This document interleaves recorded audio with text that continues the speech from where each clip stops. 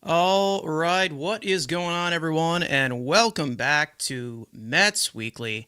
As we are live at this very moment on YouTube and on X for watch along coverage of the Mets versus Tigers game 42 of 162. But before we get into everything, make sure to subscribe to the Mets Weekly YouTube channel for live episodes of our podcast that are live recorded following every single regular season series. For those of you watching or listening on playback, you want to join the conversation in the future, make sure to turn on those post notifications to know when we go live. Make sure to follow Mets Weekly on X and on TikTok. Follow all of us individually. The links are all in the description. Either way, we are just about ready to go here for game 2 of this series, game 2 of this homestand, which is for 6 games. Obviously, the Mets coming off of a West Coast swing that I would deem unsuccessful, winning five out of the 9 games, and some in unconvincing fashion. But either way,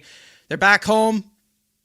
You got a huge spark of excitement last night. Hopefully, they continue to build on it. And we will see what they're going to be able to do today. Let's hope that the offense can continue on what they were doing. And it looks like they are pretty much giving the keys to that lineup last night, aside from some battery changes, which we will get into. But either way, what is going on, everybody? For those of you that I'm sure will start flooding in later on in this stream. But either way, we are just about 7 minutes away from first pitch. So, let's get into pretty much all of the info going into this game. We start, obviously, with this pitching matchup. And the Mets tonight, first call, it will be Christian Scott on the mound. He is going to make his 4th start this season. So far, he has looked promising. Hasn't gotten into full swing, still coming back from Tommy John surgery that included the internal brace procedure that he had in late 2024. Still getting back into the swing of things. I don't know what the pitch count is going to look like for him, but we will see. And he will be facing the left-hander who just, the star left-hander, Framber Valdez, coming off fresh from a suspension into which he was intentionally throwing at hitters after he got completely destroyed by the Boston Red Sox. Am I a little nervous that, with the Mets injuries as of right now, I'm a little bit nervous right now about the whole situation with that, of these guys getting hit? Maybe. I don't know. So maybe, score an ample amount of runs, but don't score 10 like you did last night, so he doesn't go headhunting in the 5th inning. I don't know. Maybe that's basically it. But no, either way, listen, we'll see how they respond to it. And I'm very intrigued to see, how they do build off of last night, which was a good offensive performance. They had a little bit of help from Detroit's shoddy defense there in the infield. You had a fielding error by a pitcher. You had a throwing error by your third baseman. You had plenty of defensive miscues by Detroit last night, but they also were getting some quality ABs, and that actually goes to one guy who was in the lineup last night who made his major league debut, and that being A.J. Ewing, who is back in the lineup against a lefty tonight. So it looks like the Mets are kind of straying away from the platoons. I hope so. It would be nice. But we will see where they go from there. But let's get into these starting lineups before we start off in about 5 minutes now, as the countdown begins to first pitch. And we will go to the visiting Detroit Tigers first. Leading off, the third baseman, Kevin McGonigal, the leading candidate right now for Rookie of the Year.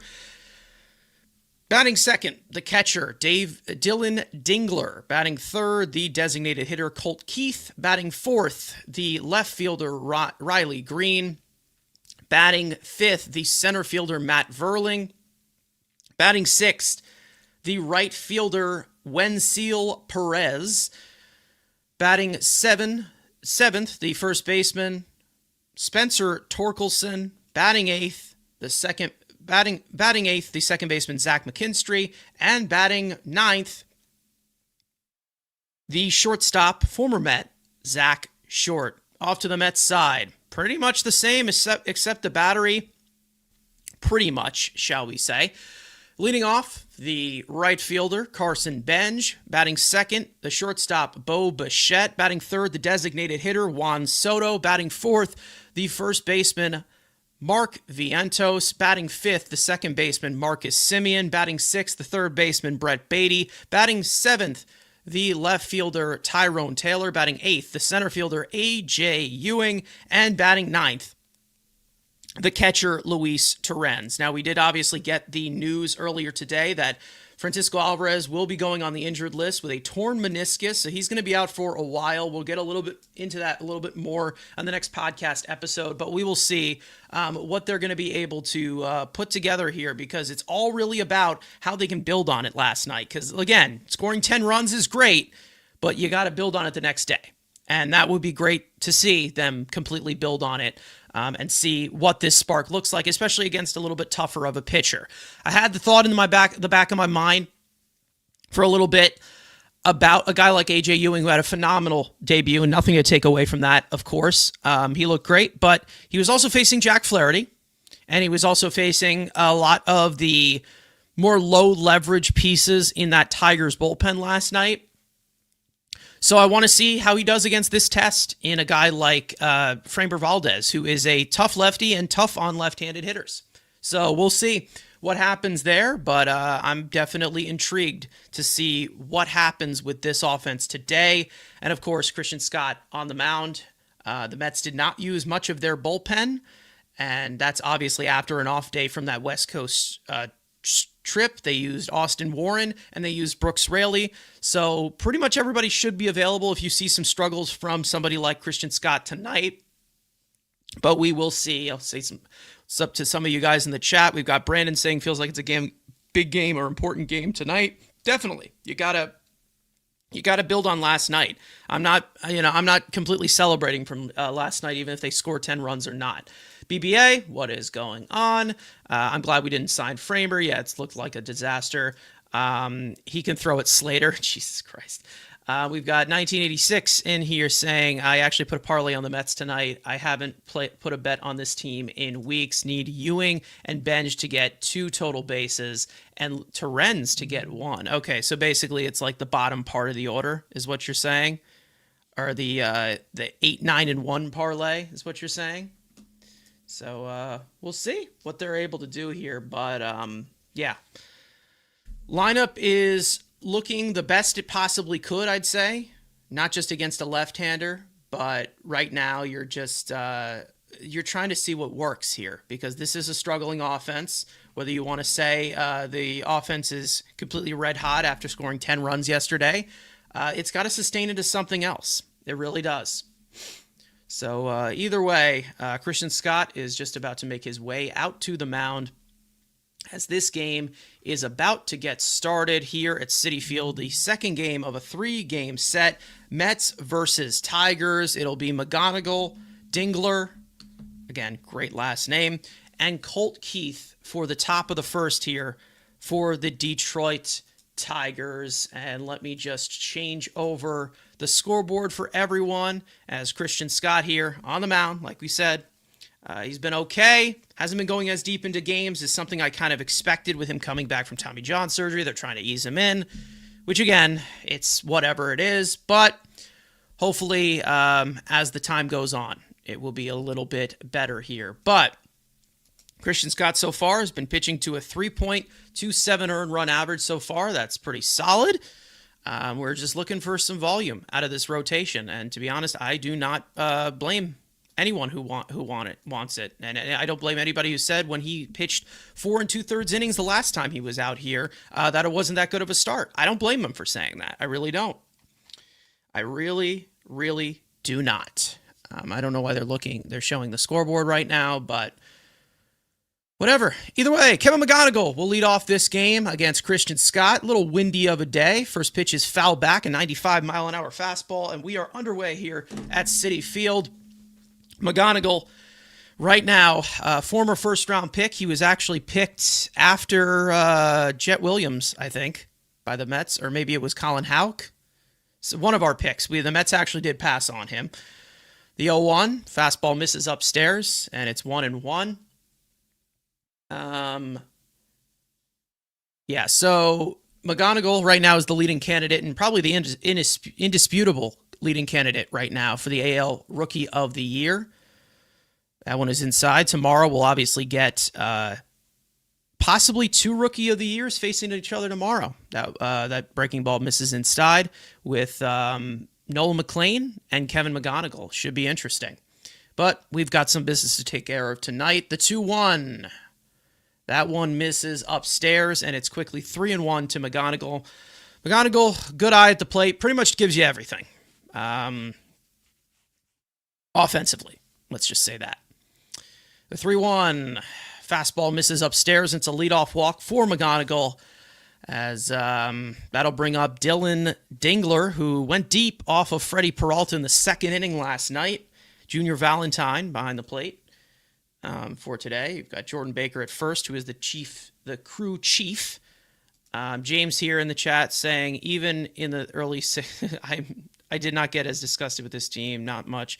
Now much, not different story. Yeah, listen. No matter how long you've been a Mets fan, you're used to the disappointment. First pitch to Dingler. That one's high and inside. A changeup that missed. And it's 1-0. They're showing the replay here where he got Freddie Peralta, and Freddie Peralta knew it instantly off the sound of the bat.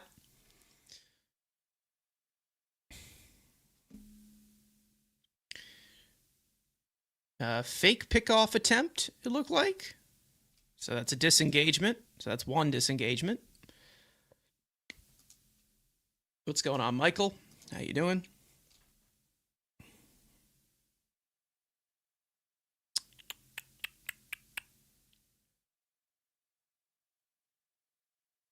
One-0 to Dingler. That one is lined the other way, out to right field. It is, dropped by Carson Bench there in right field. He picks it up. He throws it in. It looks like Dingler will head to second base. It'll be second and third here with nobody out. Oh, Bench. All right, well, listen. I think they're going to rule that a double. I don't know if they will, but we will see what we got here. It might be an error. I think they're ruling that a hit. I don't know if that has to do with the wind or whatever, but we've got an early jam here for Christian Scott, as that'll bring up Colt Keith, the designated hitter. He was batting third last night as the designated hitter as well. First pitch, fastball in there for a strike at 94. It is a windy day, but you got to get after that. You really do. And that's probably the main thing as to why it's keeping that from being scored an error, is because it's a windy day. 0-1 to Keith on the way. Swing and a miss. A 96-mile-an-hour fastball, and it's quickly 0-2. Colt Keith having himself a good start to the season, batting average-wise. Power hasn't come as much, but not everyone has that power. You just never know.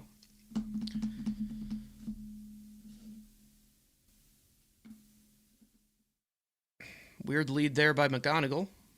The 0-2, swing and a miss at a high fastball, elevated there out of the zone, and that is the first out via strikeout for Christian Scott. And that's the first out of the evening.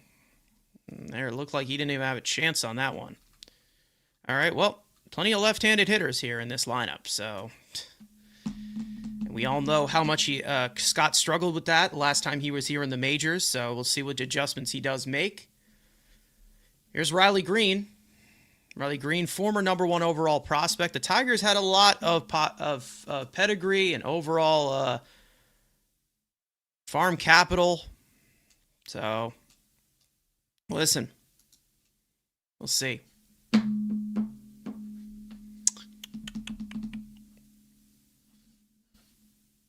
0-1 is lined up the middle. That's going to be a base hit. That's likely going to score 2. A.J. Ewing brings it in. It is cut off. That's going to bring in 2 runs. It is an early 2-0 lead here for the Detroit Tigers.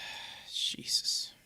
So, Scott is unable to escape any of this traffic unscathed. It is a 2-run single for Riley Green. And Detroit automatically right here in front, 2-0.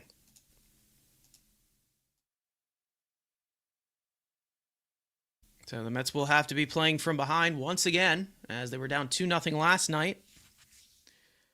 First pitch to Matt Vierling misses outside, and it's 1-0. So, not the best start here. Let's just say that. I guess we can say that, right? That one is fouled. Check swing foul. The count's now even 1-1.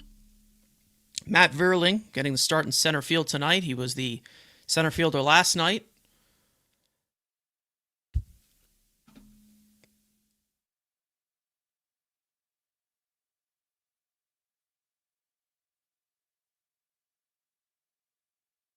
One misses up and in, and the count's now 2-1. So Scott having a little bit of trouble here with his control. So not great. Let's just say that.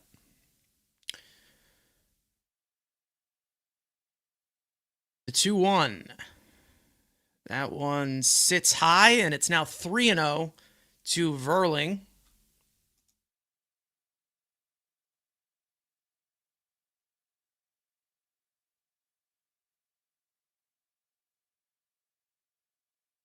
Scott already had 16 pitches. He fires and sets, swing and a miss at a high and in fastball, and that runs the count full. This is a big out here for Scott as one of the few right-handed hitters, I think, in this lineup, right? I think there's 3, I believe. One of them is switch. I think that's McGonigal, right?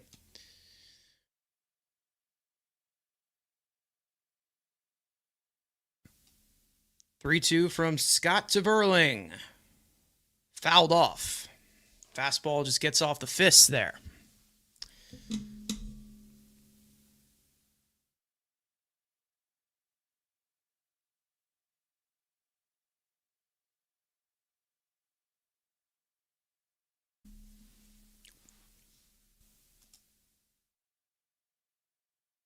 Three-two. Hit out towards the right center field gap. Benj has this one. He makes the catch, 2 away. As Green gets back to first.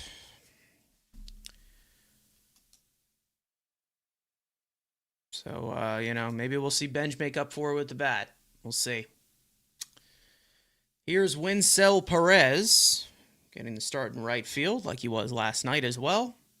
Perez off to a very, very slow start. A 493 OPS. That's a breaking ball in the first pitch, and it's in there for a strike.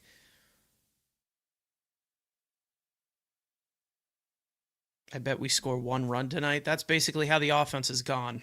It really has. Scott already up to 20 pitches on this first inning. 0-1. Up and in. That evens up the count. Well, we've seen Scott struggle a lot in the first inning, and then he has settled in well from there. But the Mets are already in a 2-0 hole as this game is just getting started here. That one is fouled away.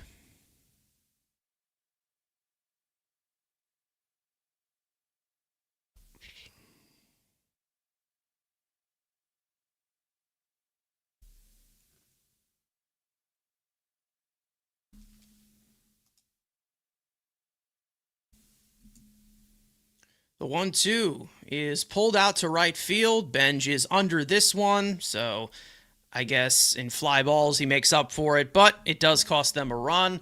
The Tigers 2, the Mets coming up in the bottom of the first, 2-0. All right, so listen. Benj, you got to have that. He's been very, very good defensively out there so far this year. Usually does not happen, but listen, we'll see what happens, guys. Well, hopefully we didn't score all the runs for the series yesterday. That's what I'm hoping. Yeah. Do we ever get runs first? To be honest, when we do get runs first, we usually just disappear at the end of the at the end of the game. So, to be honest, if we're gonna put history on our side here, it's probably better that we're down. I guess I don't know. The leadoff walk bothers me more than the bench misplay. You can't walk a first batter of the game and expect good things. We say this all the time. Walks are killer. Walks are walks are the silent disease of pitching fatality. Why pitch to Green in that spot with first base open? Uh, yeah, you're kind of right. You're kind of right with that. You're kind of right with that because again, struggles against lefties that Scott has had, and then there was a right-handed hitter in Verling on deck. So yeah, that they probably should have.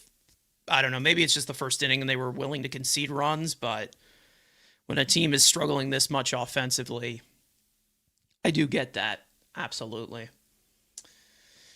Back here at Citi Field, there's a ad there for fireworks night, which guys, are you a fan of fireworks? I'm not really like I feel like I've seen it like once or twice and you're like, "Ooh, that's cool," but then you're just like as you get older, you're like, yeah, things that explode in the sky, cool.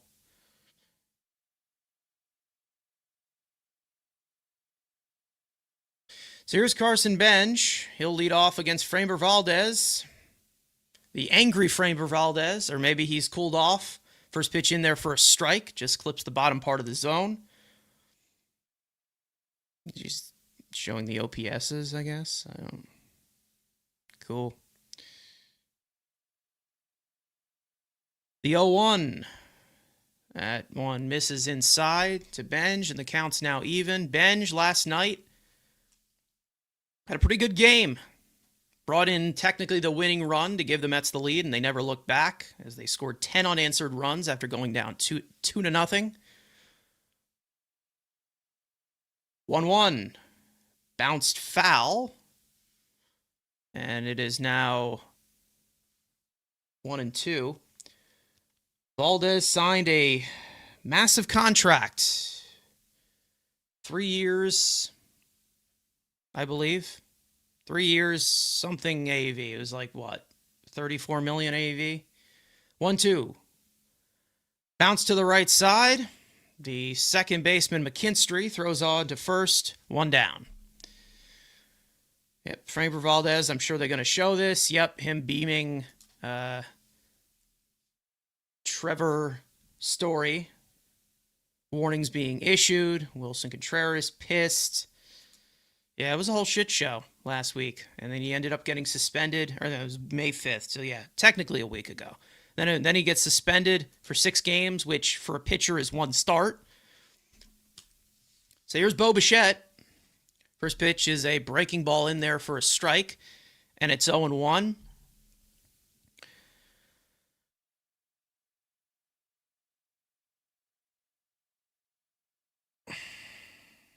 Bichette is 4 for 13 in his career with a home run against Framber Valdez as he fouls that one away. And it's quickly 0-2.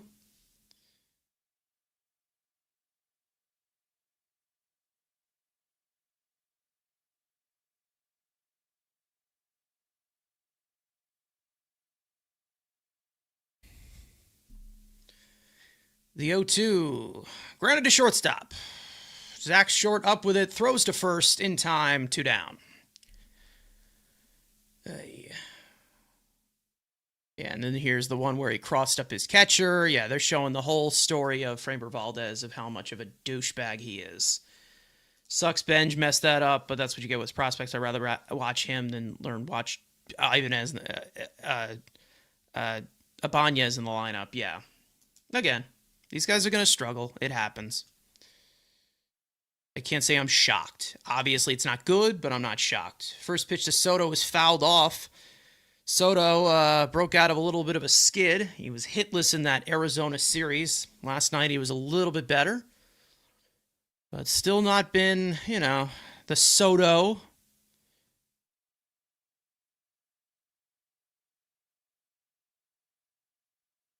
The 0-1. Slider misses down and away.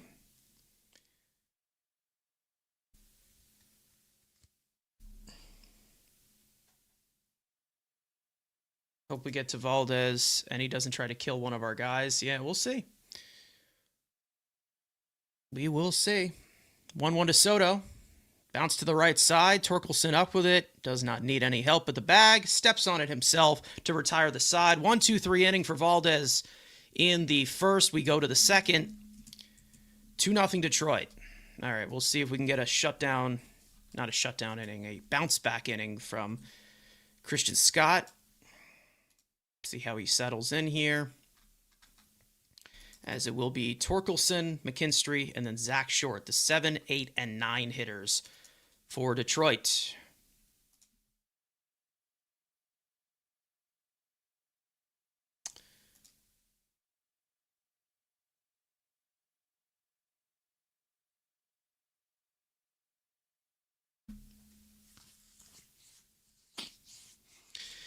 Either way, before this team tries to ruin it, how was everybody's Wednesday? Soto sucks. Right now he has been sucking. But I do believe the player is good.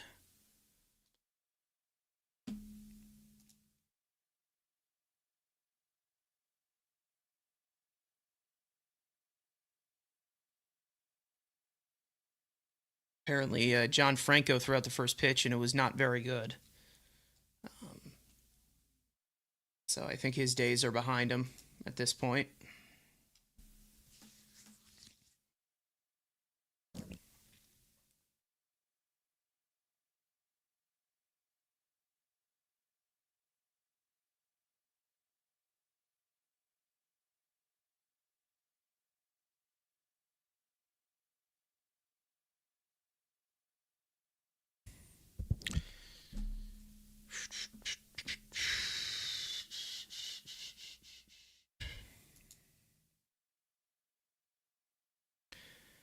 All right. It's hump day. That's true. Is that still a thing? Do people still say that? I don't even know. Christian Scott back out to the mound for the second inning, looking for a greener pasture. As Steve Gelbs is now interviewing Freddie Peralta. First pitch is a breaking ball in there for a strike to Spencer Torkelson. Torkelson, the former #1 overall pick in the 2020 draft. Struggled a bit to begin, but he's started to find his footing in the majors. Not really up to the expectation you saw from a #1 pick, but sometimes those guys don't pan out. Sweeper misses, and the count's even 1-1.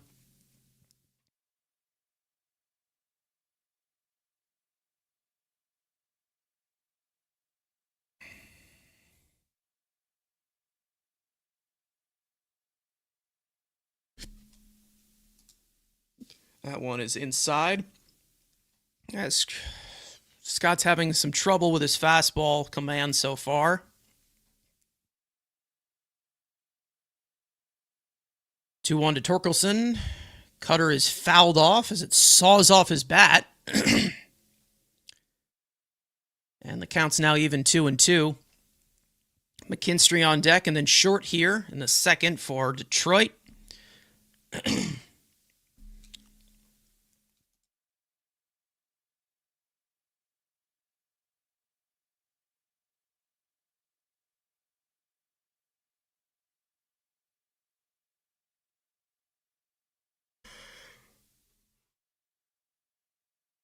As they're still interviewing Peralta right now. 2-2. Sweeper, swing and a miss. Strike 3, and that's the first out of the inning. So this inning starts off a little bit better than last inning for Scott. And that will be Scott's second strikeout of the day. That'll bring up Zach McKinstry, batting 8th today. McKinstry has struggled so far this year. First pitch is ground ball right back up the middle for a base hit, and it's a 1-out single for Zach McKinstry. Just like I said, he's struggling. And all of a sudden, he gets magical powers and gets the third hit of this game and the third hit for Detroit. It's a 1-out single. That'll bring up the former Met, Zach Short. For those of you who don't remember Zach Short, he had a short stint here in 2024. Swings and misses at that first pitch from Scott. Fastball. Short was one of the nightmare infielders we had, along with Joey Wendell, before the Jose Iglesias takeover. If you don't remember, it was not fun. He made the opening day roster. He was a cool story, but he shouldn't have been on the opening day roster. Pickoff attempt there at first. Valdez no-hitter incoming. Yeah, we'll see. Wouldn't rule it out. The 0-1 fouled back as that sweeper caught a lot of the plate, so Scott is thankful that it was not crushed to any other oblivion. And it's quickly 0-2 now to Short with McGonigal on deck. Detroit already ahead here 2-0. 0-2 to Short. Fouled off with the runner going. As McKinstry will have to go back to first.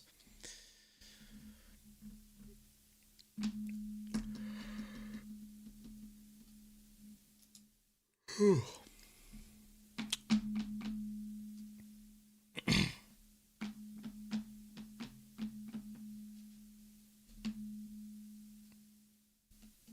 0-2 to Short. Fastball misses upstairs.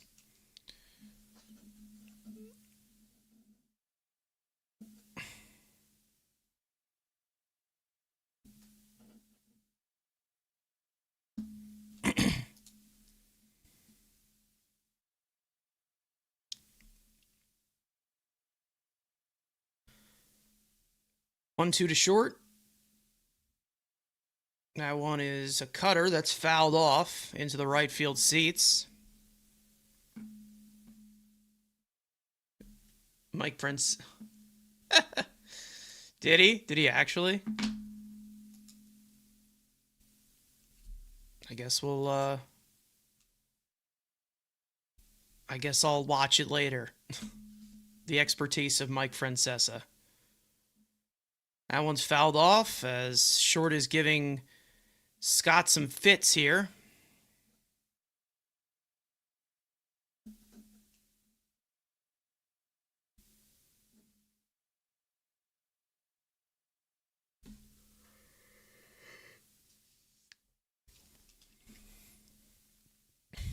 Pickoff attempt at first, and McKinstry gets back there safely.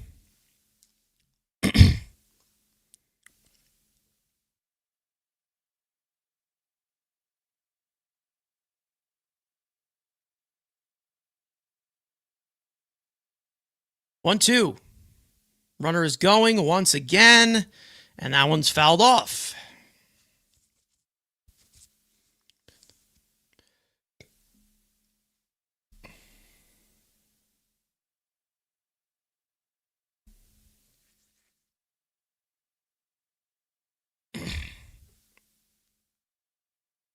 So Scott here having trouble putting Zach Scott away. Zach Short, sorry, he's not related to him. 1-2. Lined into center field. Ewing will be under it. Makes the catch. 2 down. McKinstry goes back to first. And that'll flip over the order to Kevin McGonigal, who walked his first time up to start off the game.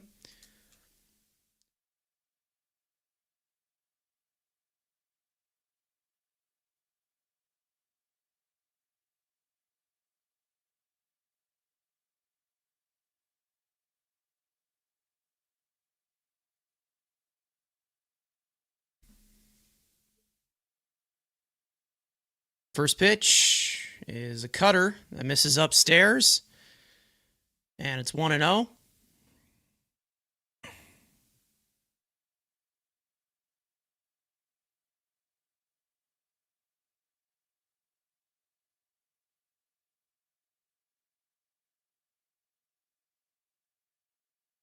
That fastball's fouled off, and the count's now even. McGonigal, 853 OPS. Leading all rookies.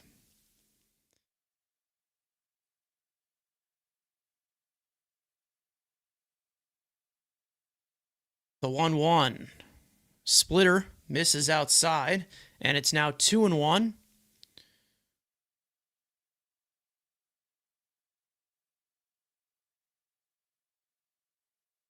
There's the doze.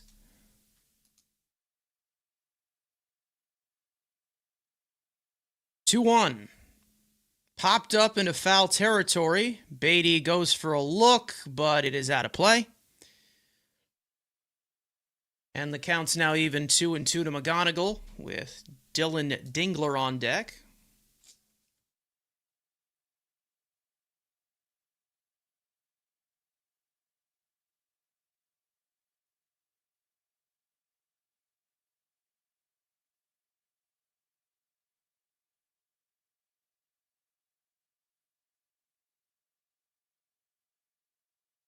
Pickoff attempt once again, and McKinstry's back there safely, sliding head first.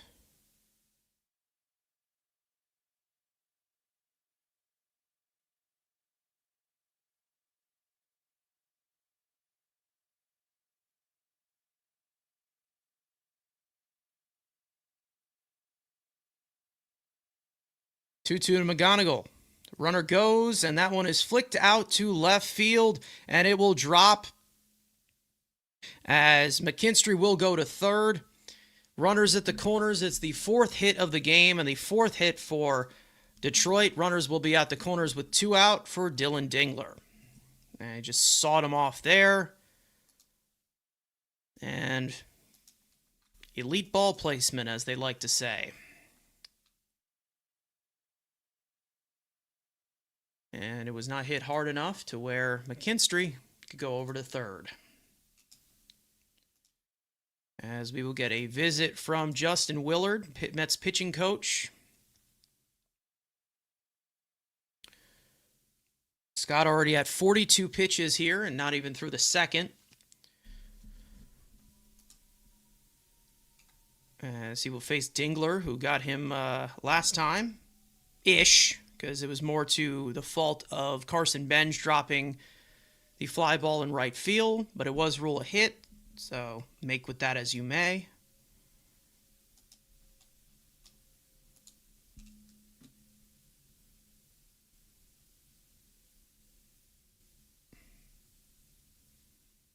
First pitch to Dingler.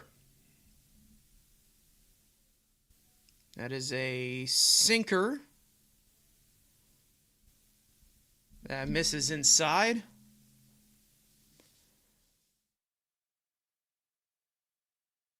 Dingler, one of the best hitters in all of baseball with runners in scoring position this year. 302 batting average. The 1-0. Lifted in the air to right center field. Ewing goes towards the gap, calls off Benj, makes the catch on the run near the warning track to retire the side. So the Tigers threaten once again, but they strand both of those runners. Scott, a little bit better of an inning, but still a little bit shaky. It is 2-0 going into the bottom of the second. So we'll see how long they stretch Christian Scott here. Because again, we don't know if he's on a pitch count or anything. They're trying to preserve anything. But the Mets have to start hitting. Mets have to start hitting. For those of you in here, make sure to hit the like button if you have not already. Subscribe. We've got podcasts that go out every single time that a series is finished.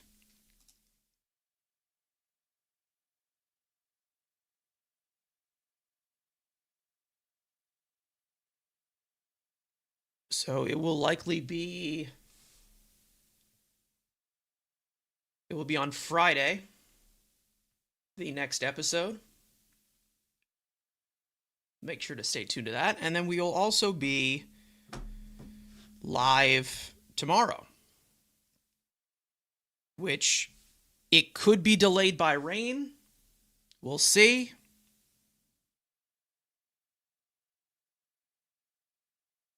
Not sure. Looks like there is going to be some rain in the Queens area tomorrow. So we'll see. It might get delayed, but I think that they're going to be able to get the game in. It'll be Vientos, Semien, and then Beatty for the Mets here in the second.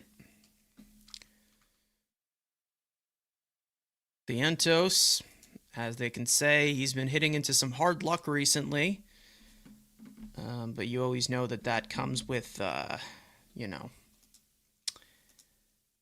the warts of Mark Vientos.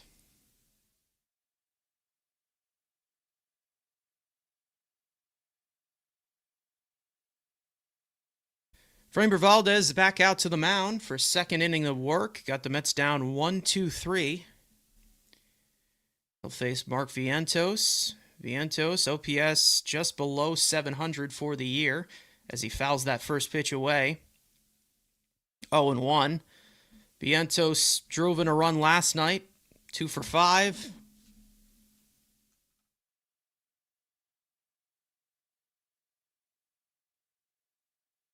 The 0-1 lifted the other way, and that'll go foul, and it's quickly 0-2 to Mark Vientos.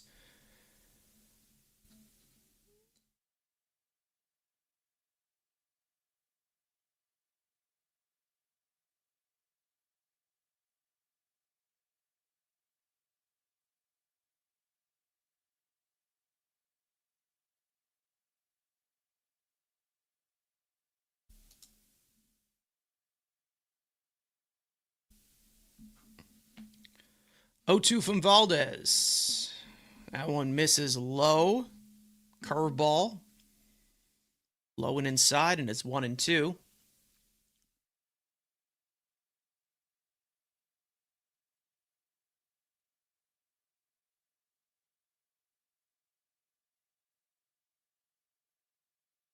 One, two. Line drive, base hit into left field, and the Mets have their first hit of the day, and it is a leadoff single here in the second by Mark Vientos. So good piece of hitting right there. Got a pitch to pull. He pitched, he hit it, he pulled it. Good line drive there. And the Mets will not be getting no hit tonight.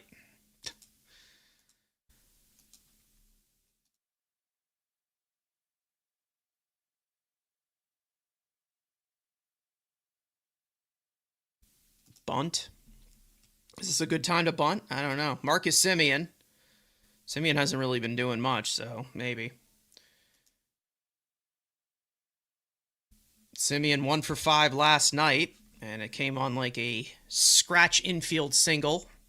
The 0-1, swing and a miss at that breaking ball, and it's 0-2. Semien has definitely faced Valdez a lot in his career.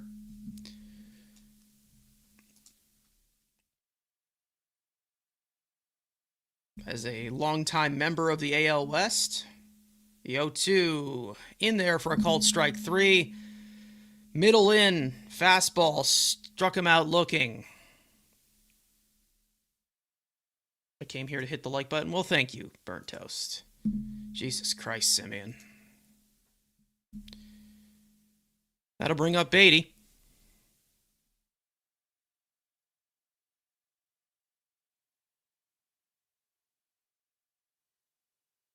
Sorry. She wanna go viral. Come on, Beatty. Do something.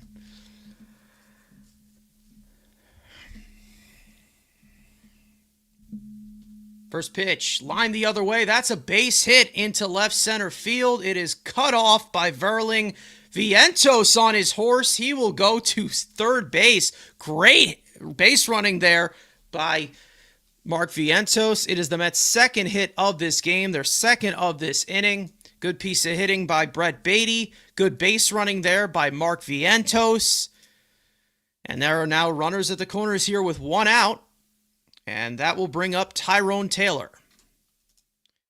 Tyrone Taylor, the only guy who I don't think got an AB last night. Terens came in.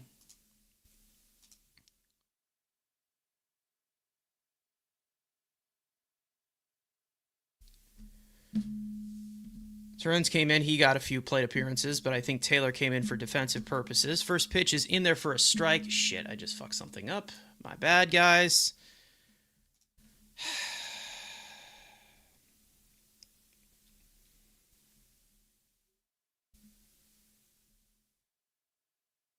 The 0-1 to Taylor is called a ball, but he went either way, so they're not challenging that. Okay, come on. Put this on there. Don't be glitching out right now. Wow, he really does? Wow, interesting. Is Beatty fun? No, we're not doing that. We're not doing that, guys. Nope. 0-2.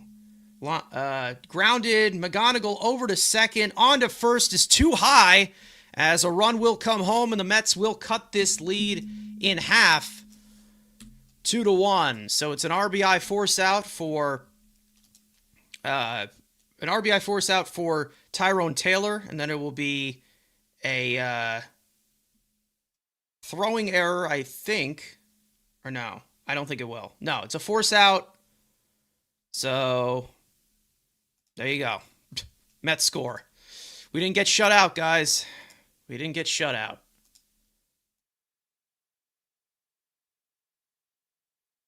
That'll bring up A.J. Ewing, who had quite a debut last night. Let's see how he does against the hard-throwing right-hander. First pitch is fastball in there for a strike, and it's 0-1. Ewing last night, 1 for 2. He had a triple as his first hit, an RBI. Actually, 2 RBIs. He had 3 walks and a stolen base. So quite a productive day, quite a productive debut for A.J. Ewing. The 0-1. Breaking ball misses outside completely. And the count's now even 1-1. Ewing really showed off that patience last night. It was very impressive. See if he can continue on, again, against a guy who's really tough on left-handed hitters in Framber Valdez. 1-1, swung on and missed at that sinker. And it's 1-2.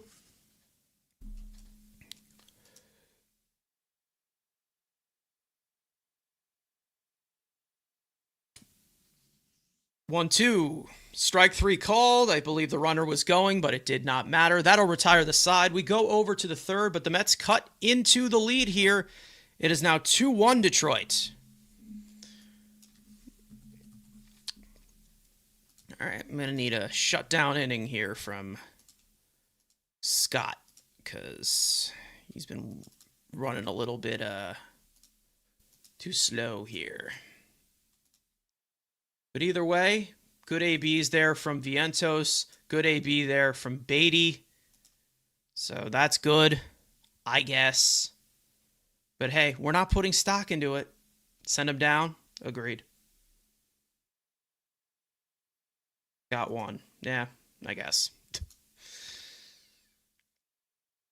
All right, so it'll be Keith, Green, and Verling.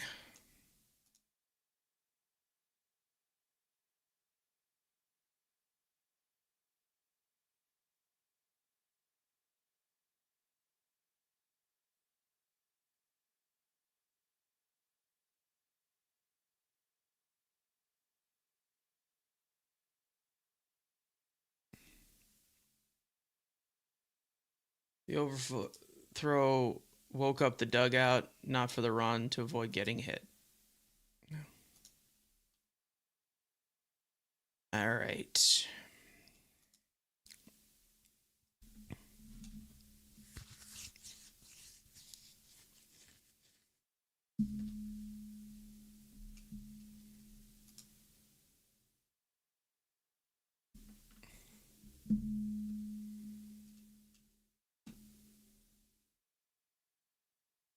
Some NFL news. Davian Etienne has just signed a 4-year, $68 million extension, the running back, with the Dolphins.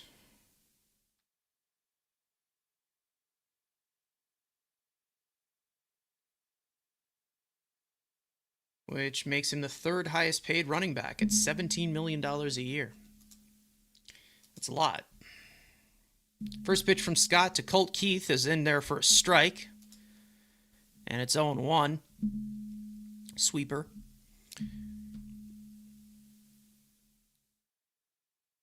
Oh, 2. Fastball dots the top edge corner. And it's quickly 0-2 to Keith. See if Scott can work a quick inning here after being worked pretty hard for the first 2 innings.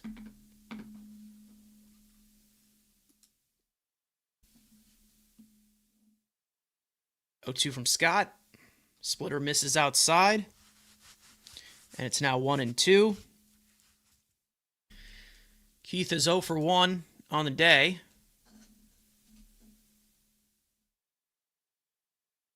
The 1-2 lined into right field. That's a base hit. So a leadoff single for Colt Keith. And that'll bring up Riley Green.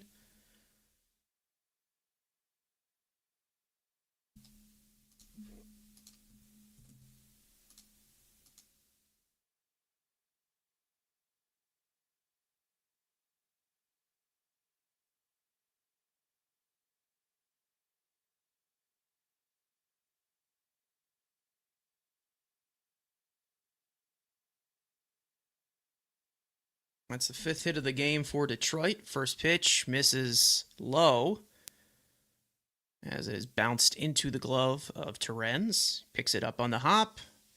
1-0 to Riley Green. Riley Green cashed in the first 2 base runners with a 2-run single in the first inning. 1-0, excuse me. Misses outside, and it's 2-0.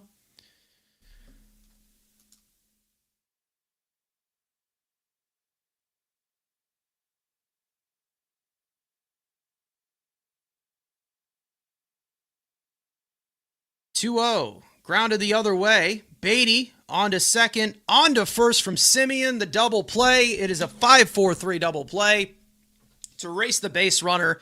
2 down, nobody out. Good play there by Beatty. Good turn there by Simeon. And good finish there by Mark Vientos. And of course, Beatty making his stupid, ugly face as he throws the ball.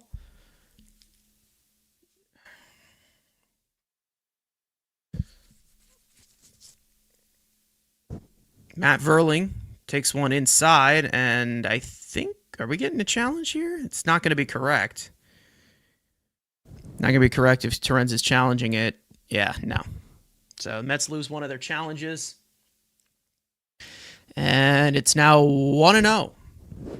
0.3 inches inside. The Mets only have one more challenge left. 1-0 to Verling. That breaking ball is fouled off.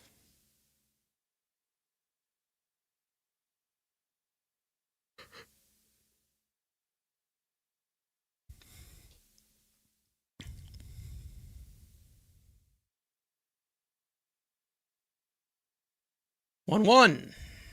Fastball in there for a strike, and now it's 1-2. Scott's sitting around 95 to 96. That fastball is fouled away. We'll do it again.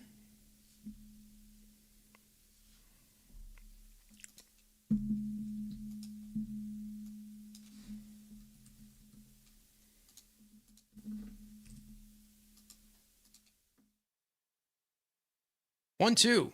Swung on and missed at that tight sweeper. That'll retire the side. So the Mets once again allow a leadoff base runner, but it is once again stranded and erased. To the bottom of the third we go here. 2-1 Detroit. Terens, Benj, and Bichette. It'll be 9-1-2.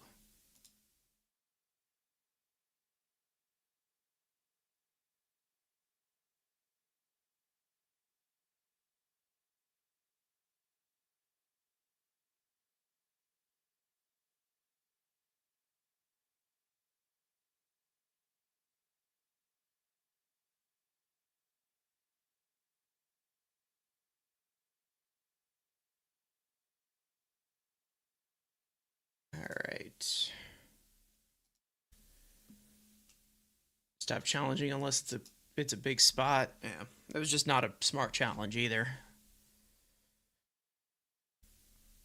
Unless strikes need to be stolen. Excuse me.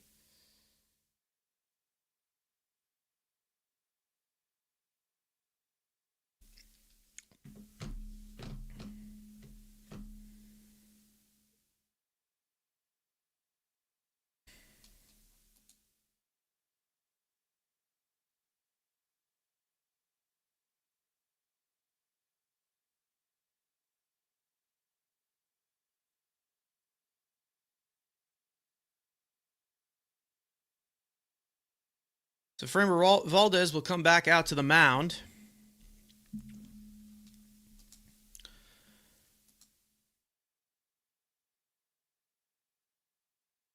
As Luis Torrens will lead off the bottom of the third for the Mets, with this game separated by 1 run, 2-1.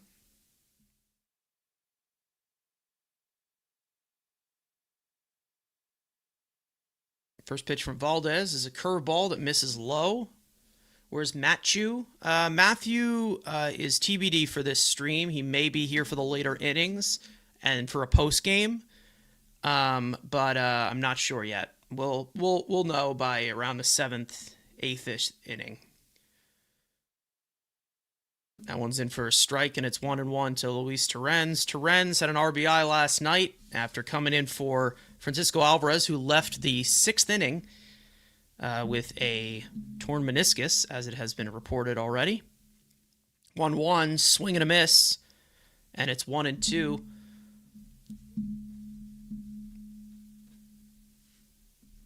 Benj on deck, and then Bichette here in the home third.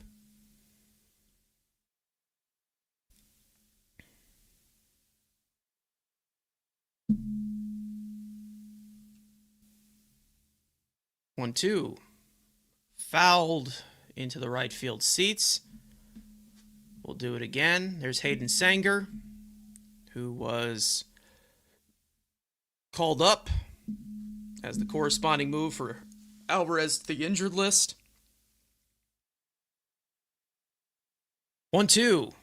Poke the other way. Past the diving second baseman McKinstry and into right field for a leadoff hit by Luis Torrens. So the Mets turn over the order here with their 3rd hit of the day. And that'll bring up Carson Bench.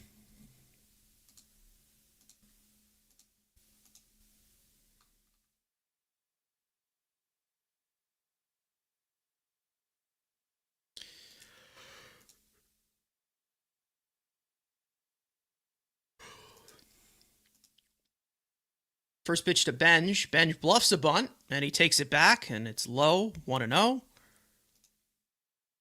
There, BB, there's your bunt. There's your bunt.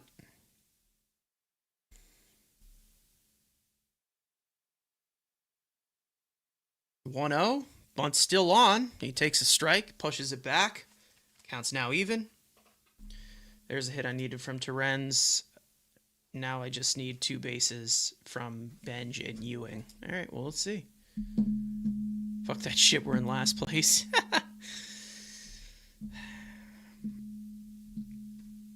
1-1. Still trying to bunt.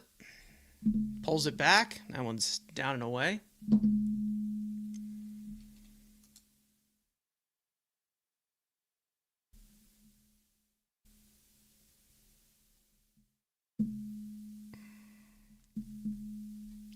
Two on to Benj. Grounded past the diving McKinstry once again, as Torrens will go first to third. It is now runners at the corners with nobody out, and that'll bring up Bo Bichette. So once again, another good piece of hitting from Carson Benj. Fastball in. He pulls it. Would have liked to lift it. However, it finds a hole, and Benj shows exactly what he has been showing throughout his entire young career. 4th hit of the day for the Mets, and now they are in business here in the bottom of the 3rd. That'll bring up Bo Bichette. Bichette known as one of the money guys here in these positions. It hasn't been like that so far. First pitch is a curveball that misses high and away. And it's 1-0. Come on, Bo.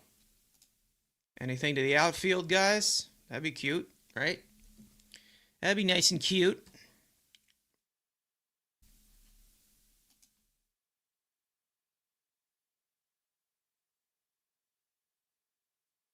One zero. Grounded to the right side. You should not be coming home, Luis. And he's tagged out at the plate. It's a force out, a fielder's choice. Why is he coming home? Why is he coming home, man? What was the point of that? As Bo Bichette reaches on a fielder's choice. Why? Why are you Stupid call. Stupid. Yeah. Just run yourself out of the inning with Soto on deck. That's really smart. Really smart. So here is Soto. Runners at first and second and one out. First pitch. Sinker misses low and away. And it's 1-0.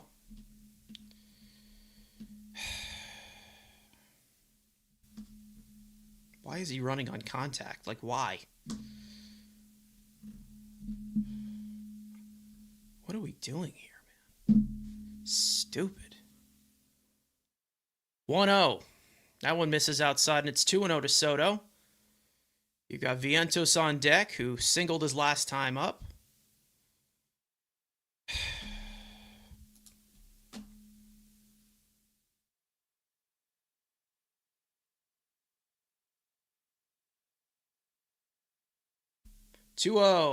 Change up foul. As now Soto is limping. Ah, shit. Carlos Mendoza coming out of the dugout. Lovely.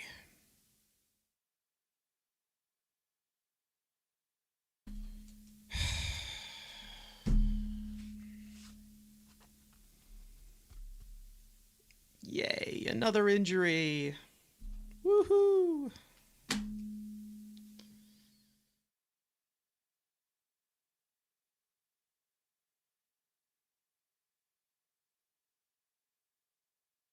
Maybe something with his shin.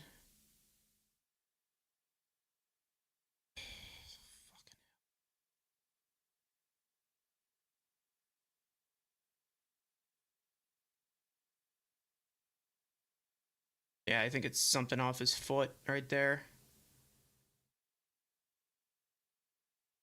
Hit a part that was not protected. This franchise is cursed. Guess we'll see more Morabito sooner than we thought. Looks like Soto's okay. Probably just stung a little bit. Staying in. There'll be a 2-1 count to him. There are all the injuries already. 5 offensive players already down. Or 5 position players. Polanco, Lindor, Robert, Mauricio, and Alvarez, who was placed on the IL today.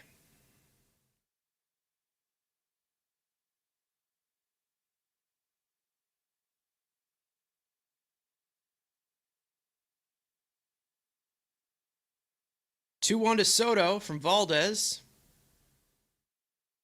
That sinker is fouled back. And the count's now even.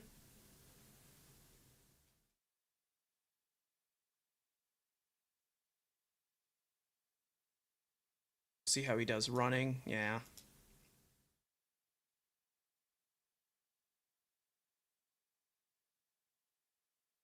And Soto calls time there.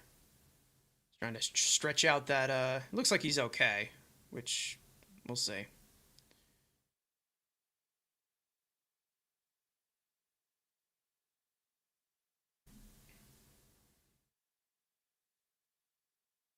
Two. There goes Benj, and Soto swings and misses, but Benj steals without a throw. No one follows. Bo Bichette does not follow, but there are now 2 down, runners at the corners. Jesus Christ. Okay. So Benj's 7th stolen base on the year. And Soto strikes out. That'll bring up Mark Vientos.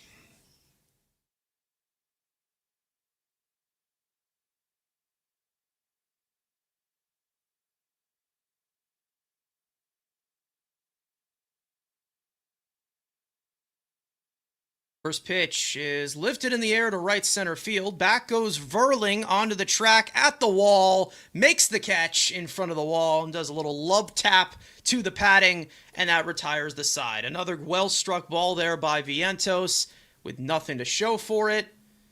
And a little bit of frustration there in the dugout by Juan Soto. I don't know if it has anything to do with the discomfort, but yeah, not a great end result. Let's just say that. That retires the side, so the Mets leave him stranded. Still 2-1. We're at least seeing better ABs, but still nowhere near it has to be.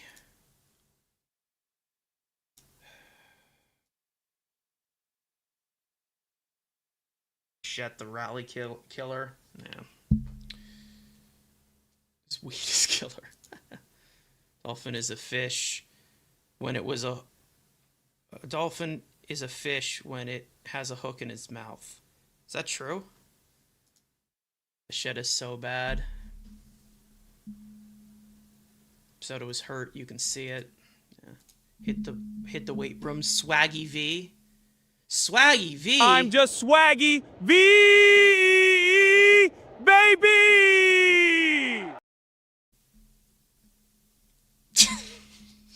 Stupid.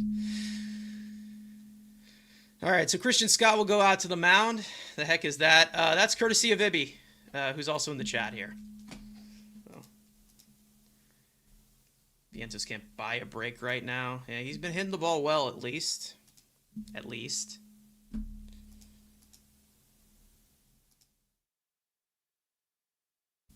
It's all really about consistency with him. There's your road ahead right there. It's a 6-game homestand. It will be with the Tigers and then with the Yankees. Subway Series. First part of it will be at Citi Field. And then they travel out to D.C. for a 4-game set. And then you got Miami. Yeah, Max Fried. Hopefully everything's all good with him. He left with elbow soreness, I think in the 3rd inning today of the Yankees game in Baltimore.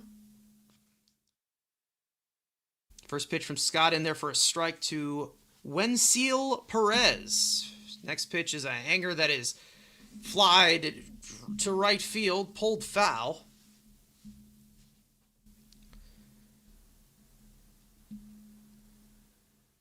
Yeah.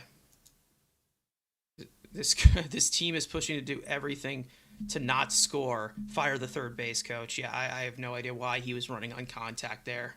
Made no sense. The 0-2 swung on and missed. So a 3-pitch strikeout to start off the inning here in the 4th to Perez. That is Scott's 4th strikeout of the night. 1 out. It's a Ron Darling jersey. Nice. Yeah, the first pitch swinging with runners in scoring position has got to stop. But it seems like their identity at this point. Swung on and missed there at a first pitch sweeper from Scott to Torkelson. Torkelson struck out his last time up. He fouls that one straight back. And it's 0-2 now.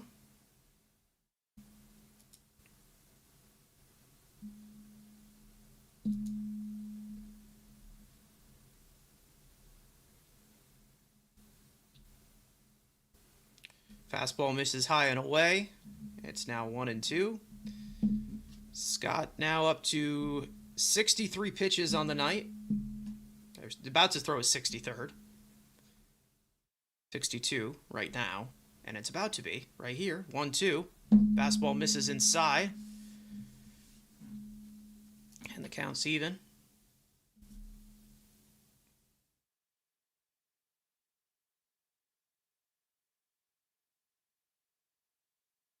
2-2. Ooh. Misses somehow. Should have been challenged. Wasn't. And now it drives up a full count. And that is going to be ball 4 as the sweeper misses inside. But a 1-out walk, which could have been avoided if you challenged that pitch, but they didn't. It's 27 in here. 8 likes. Yeah, exactly. Hit the like button. Hit the like button. Or Andy Ibanez, which is Ibby's cousin, will return. So if you hit the like button, he'll be picked up on waivers and out of the organization. First pitch to Zach McKinstry, swung on and missed a sweeper, and it's 0-1. We have the worst ABS team. Yeah, possibly. Yeah, Torrens is not having a good game. Really not having a good game. The 0-1. Swung on and foul. No, it's your cousin, Evie. It's your cousin, isn't it? I don't really need proof, do I?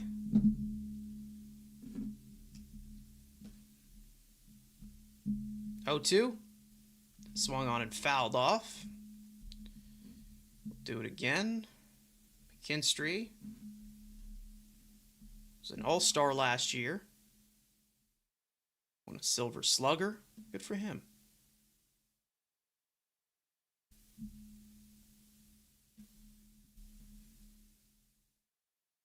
O2. Line foul into the right field seats. Do it again. So Scott, once he gets to 2 strikes, is really having some trouble putting these guys away.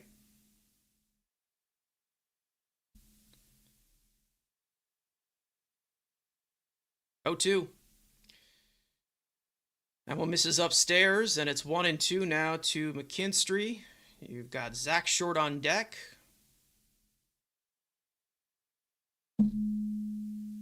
Scott already at 70 pitches on the night in the 4th inning. So, see how long they push him here.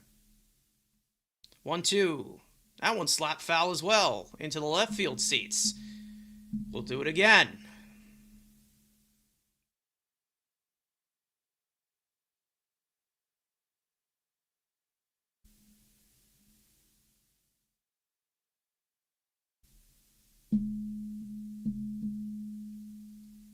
One, 2 to McKinstry. Strike 3 called. A cutter there on the bottom part of the zone to get him. That's his 5th strikeout of the day for Scott. 2 down. That'll bring up the former Met, Zach Short. Ibanez. Yes, Matt Ibby Ibanez is how we refer to him as. And he is related to Andy Ibanez. Just because it's not pronounced the same doesn't mean they're not related. They just both lived in different countries at one point. First pitch is Zach Short, misses outside, and it's 1-0. 1-0. That one's fouled back. And a little bit of a velocity dip right here for Scott. He was sitting 95, 96. Now he's more 93, 94. Maybe something to look out for. I don't know. Either way, you're going to definitely need a decent amount of work from your bullpen. The 1-1 misses inside. Sweeper did not catch the plate. And it's 2-1. Torkelson at first with 2 out. 2-1 from Scott. Swung on and missed. It's a cutter. Good cutter. And it's 2-2. Raul Ibanez. That's right. Ooh. Up and in on that 2-2 fastball. Did that hit him? It may have, and that is not good. That is not good. You don't want to hit the 9-hole hitter, especially with McGonigal up next. Did that hit him? It did hit him on that, what is it? What do we call this? The knuckle protector, the hand guard or whatever. I don't even know. He's going 9. Doubt it. Unfortunately. That'll bring up Kevin McGonigal. Dangerous spot here if you're Scott. This is a really good hitter right here.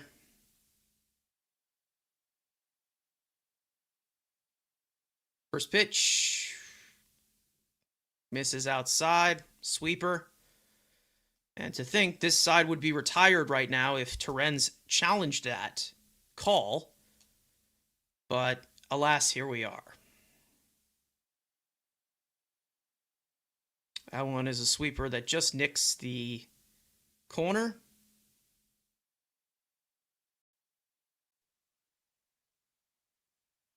And it's 1-1. Runners at first and second, 2 out. The 1-1 bounce to the right side. Mark Vientos shovels it over to Christian Scott, who steps on the bag to retire the side. A walk, a hit by pitch, 2 left. No hits, no errors, no runs are scored. We will go to the bottom of the 4th. It is 2-1 Detroit.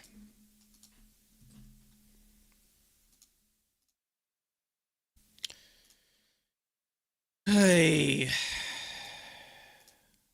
The ins and outs of a Mets game, am I right?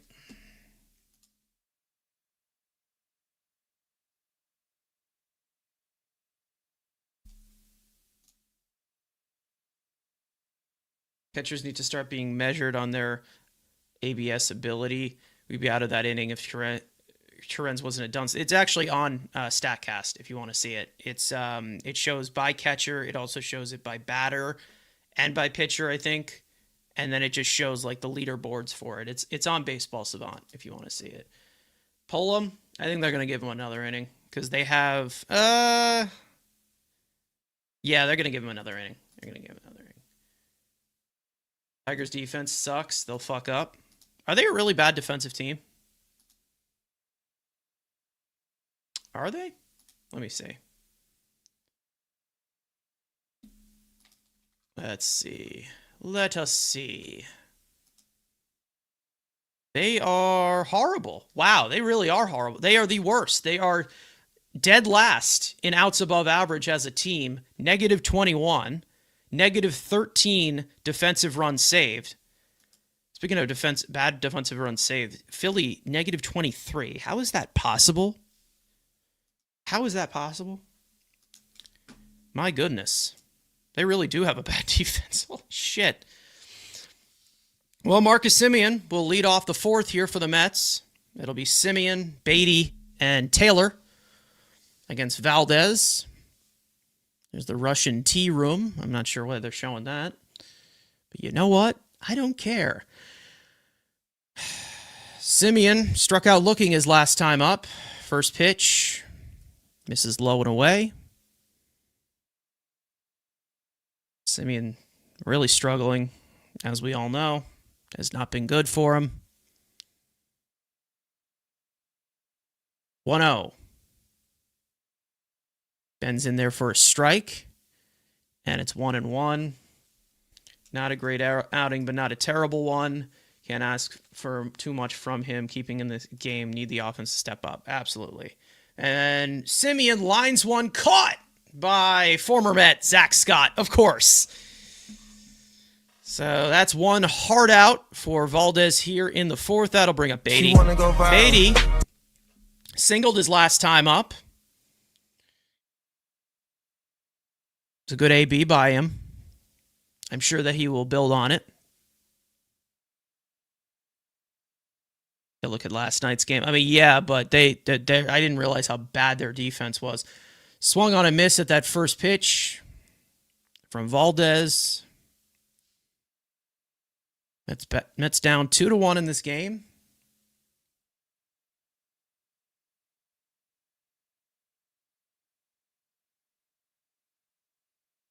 Time is called.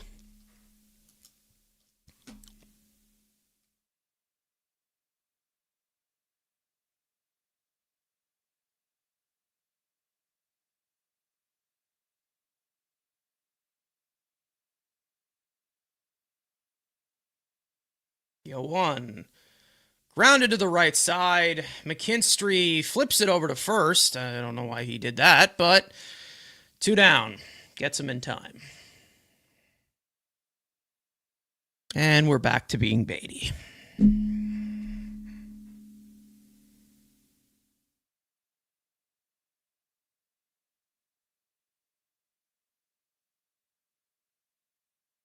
Here's Tyrone Taylor. Drove in the only run for the Mets so far this game on a fielder's choice, beating out a double play ball with 1 out. First pitch misses low.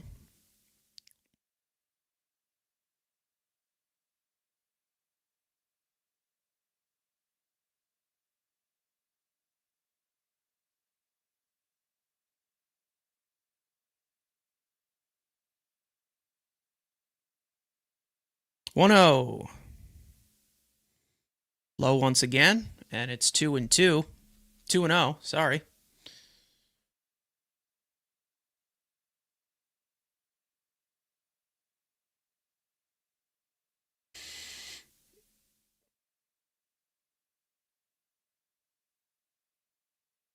That one is scorched foul into the left field screen. 2-1.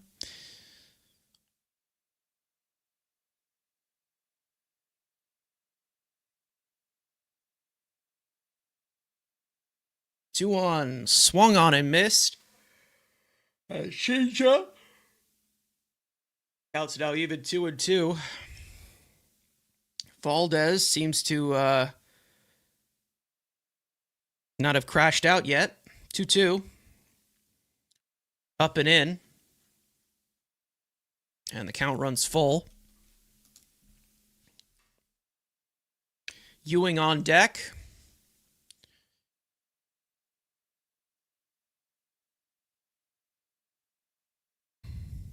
Three-two. Curveball fouled down the third base line. We'll do it again.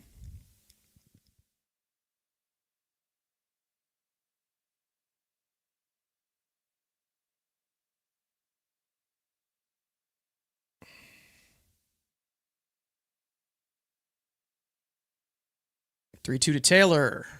Popped foul in foul territory. Torkelson is under it, makes the catch to retire the side. The Mets go down 1-2-3 in the fourth. We go to the fifth. Still 2-1 Detroit. Hey. Well, in any consolation, you will have Ewing to lead off the inning, as he has shown he's a good table center, so I guess it's a minor victory, right?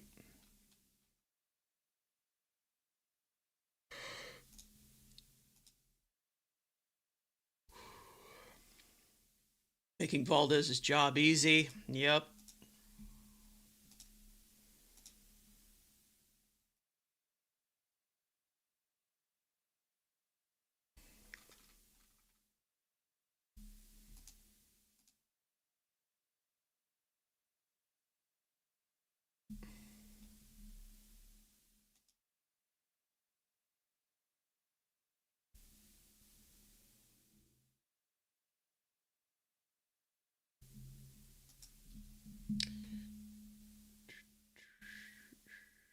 Struck out before? Yeah.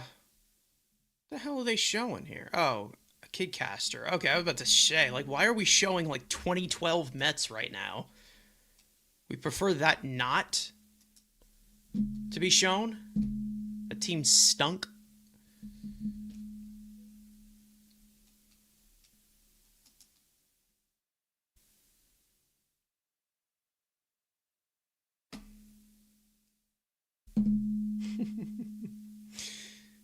we gotta get Saps on here for when they do the Kidcaster, so he can commentate on that commentating.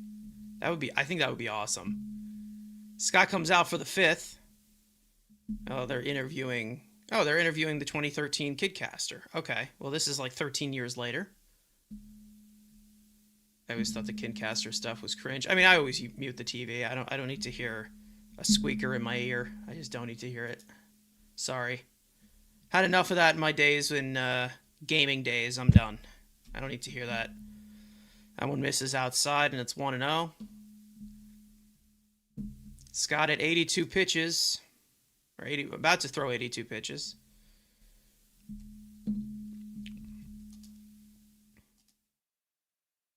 That one catches the outside corner, and the count's now even. Nice cutter there from Scott. Dingler is 1 for 2 so far. He had a double in the first inning. He scored a run. 1-1, lined into left field, and that's a base hit. Cut off by Taylor, and Dingler will not go anywhere. He will stay at first, so good play there by Taylor to maintain the base. And it's a leadoff hit for Dingler, the 6th hit of the game for Detroit.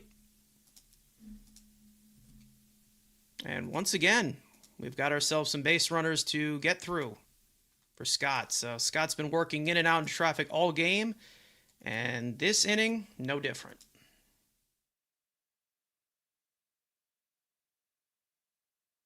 That'll bring up Colt Keith. And Terenz is going to challenge that, as he will get that one correctly. Carson, during the game days, was leading the charge in Modern Warfare. I was not playing Modern Warfare, no. I was more doing like 2K, Madden, the show, things like that. You kind of just grow out of it, you know? The 0-1 fastball misses upstairs, and it's 1-1. Jesus Christ, Bill. Bill, holy shit. That's hilarious, but holy shit. 1-1, fouled off, 95-mile-an-hour fastball.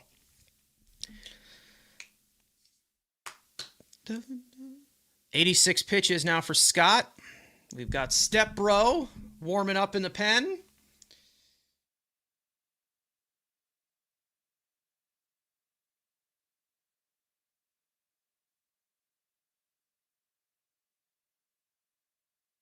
One-two. Popped foul, and that'll go out of play. Fastball usage has gone down 53% since the first 2 innings.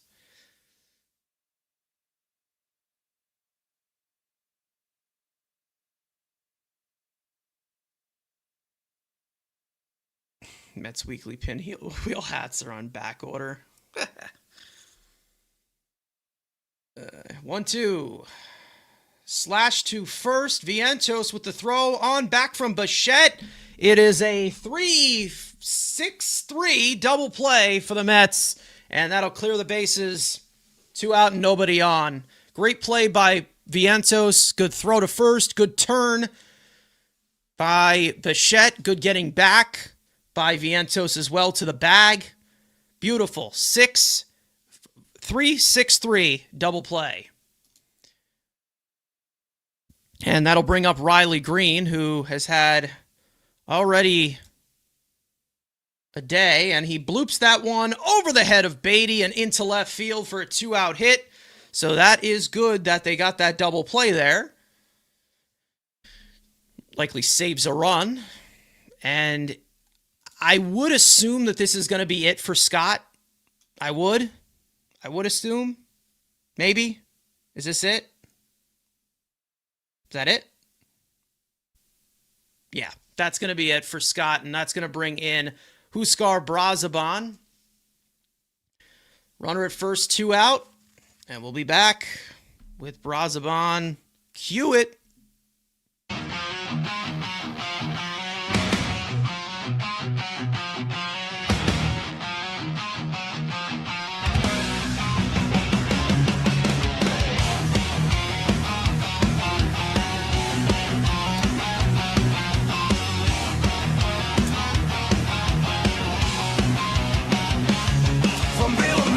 Dominican Republic, he who was Scarborough back and threw on dancing feet. 6'3", lean and mean, right arm slinging fire. Late bloomer legend took the long road higher. Signed with the Rockies, bounce around the grind. Then Miami called Boop and Savior.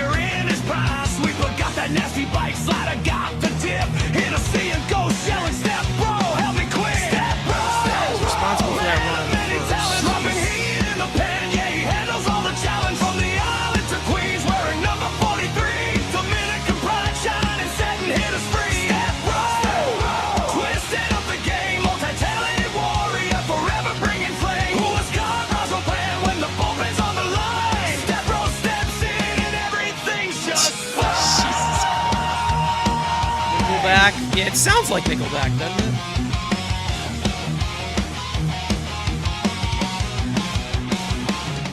So Scott, for the second straight start, is not able to escape the fifth inning.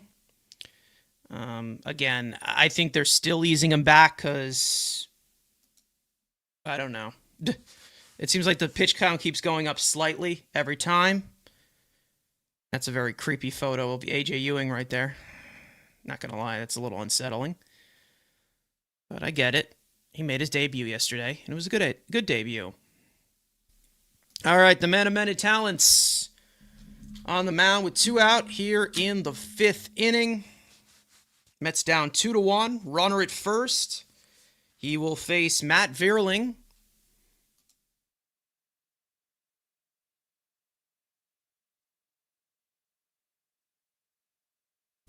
First pitch is a sinker that is called a strike. It is not a strike, but I'll take it. 0-1. Brazoban, not the best with inherited runners, but they keep using him for him. The 1-0. Lined and caught by Bo Bichette to retire the side. Halfway through here, the Mets are down 2-1.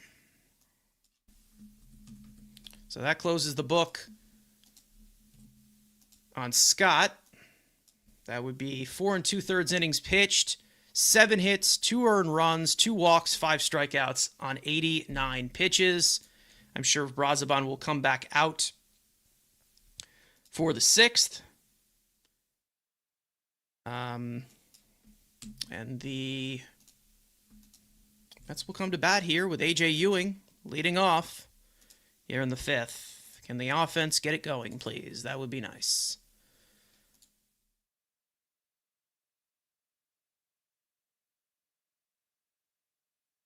How many appearances does he have? A lot.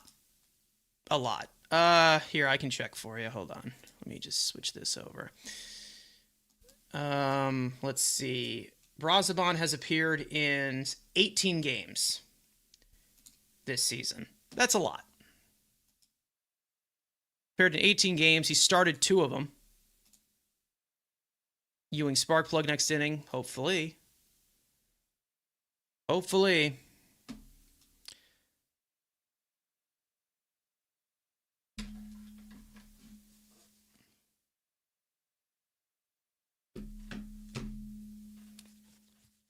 Maybe they can knock Valdez out of the game here. I don't know.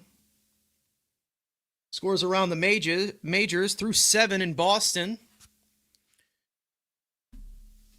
The Red Sox are leading 3-1 over the Phillies. Colorado up 6-3 in the 6th inning against Pittsburgh. Nationals tied at 6 in Cincinnati, on top of the 6th. And anybody else in this division? Atlanta. In Atlanta against the Cubs, tied 1-1 in the bottom of the 5th. Scores around the majors. Yeah. If you told me 30, I believe you. Yeah, he's been used a lot. He always gets used. That's basically what Mendoza has been doing since he got here, is basically run him into the ground. First pitch to Ewing. Curveball misses down low. And it's 1-0. 1-0, swing and a miss. Counts now even.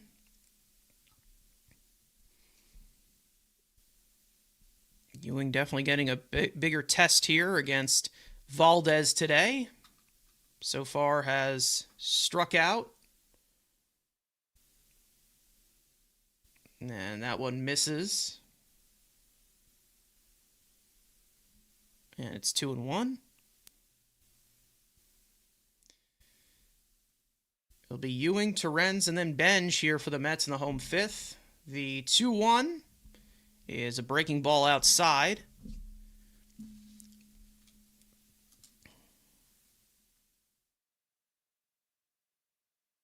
Did I say it like that?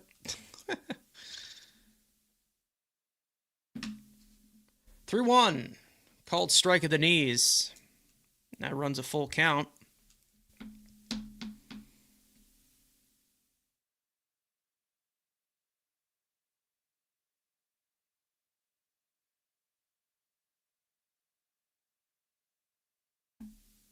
Three, two.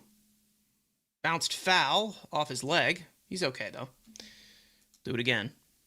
Who is on this team? Who on this team can get us good prospects at the trading deadline? Peralta and Holmes.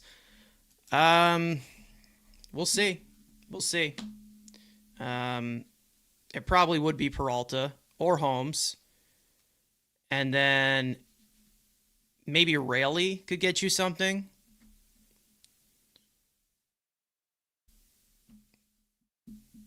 Three-two to Ewing. High and inside. And there's a leadoff walk for A.J. Ewing. Another fantastic AB from the kid. 21-year-old kid. I have a feeling Jordan is going to come to the NL and change everything at the deadline. I have nightmares of him possibly being traded to the Braves. I'm sorry to put that in anybody else's mind. Here's Terrens. It looks like he's looking to bunt, which is actually very smart. Just bat him leadoff. They probably should. At some point, yeah. I don't think yet, but...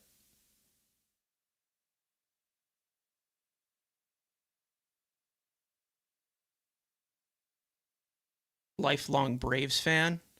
Yeah, I have insane fears of him being a Brave, and I love Jordan, so that would kill me. It really would.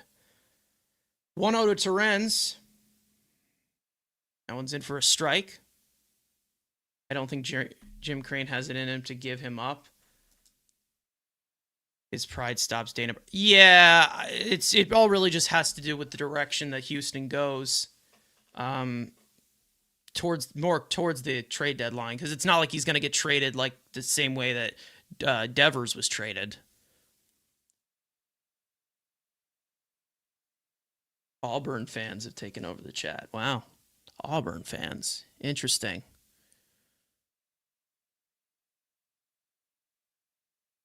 One. That one was called a ball, but it's going to get overturned as Dingler challenges it behind the plate. So it's going to be a 1-2 count to Terrens.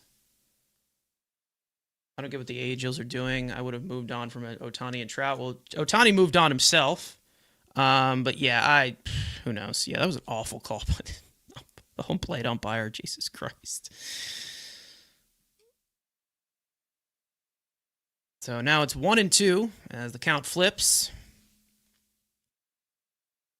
1-2 to Terrens. Misses low and in. A slider at his feet. And it's 2-2.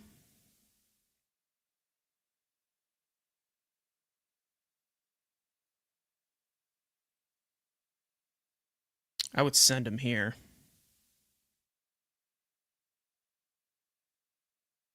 And that one is tapped to the right side. It will advance Ewing to second, so it's kind of like a bunt. And McKinstry throws out Luis Terrens for the first out, and that'll bring up the top of the order. You're in a rare occurrence. I love Jordan, bro, but he's a freaking tank. I love Jordan. Good to see him healthy. Dingley the best catching challenge. Yeah. Here's Benj. First pitch is in there for a strike. Benj is 1 for 2 on the day. Had a ground ball single his second time up, or last time up. Valdez now at 67 pitches. The funny numbers, kids. Ha-ha. The 0-1, that one nicks the strike zone as well. And it's 0-2. Quickly, Bo Bichette on deck, who has had a rough day. Rough season, to be honest.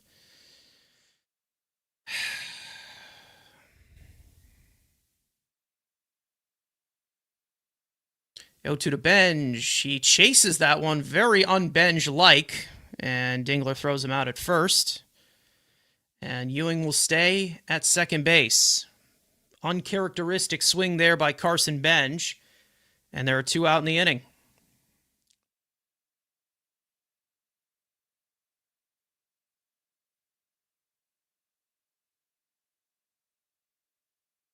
Come on, Bo.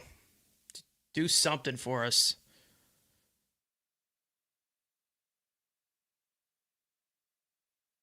First pitch.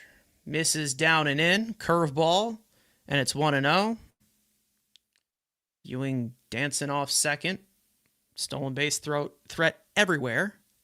They knew he was leaving. They should have traded him, but they went with one last hurrah there, and then I think they put everyone on waivers like a few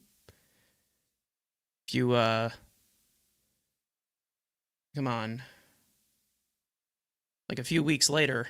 It was a complete fail because all really the Angels do is fail. That one's in for a strike, and it's 1-1. Come on, Bo, for fuck's sake, man.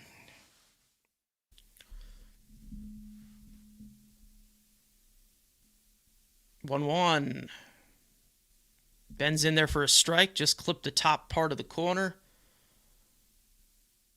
And it's 1-2 to Bo with Soto on deck.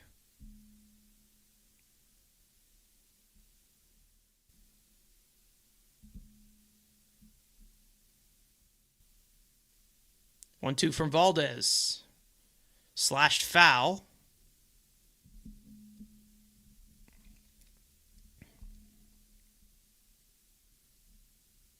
And that's our 0 for 5 with runners in scoring position so far. Oh, don't make it 0 for 6, please.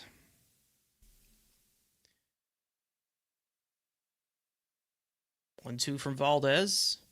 That one is slashed foul once again.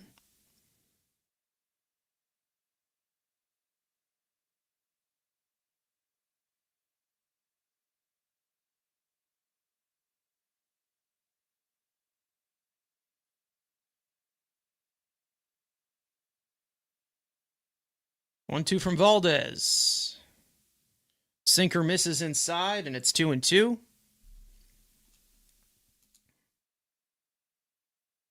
It was a ball. I think it clipped the part of the zone.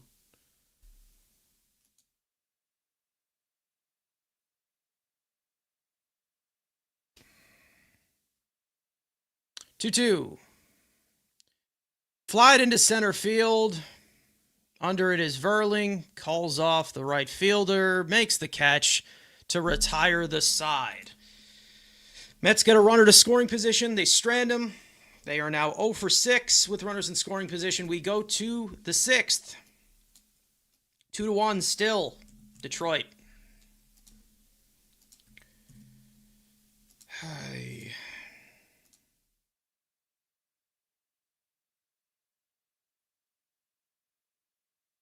My goodness, Bo. My goodness. I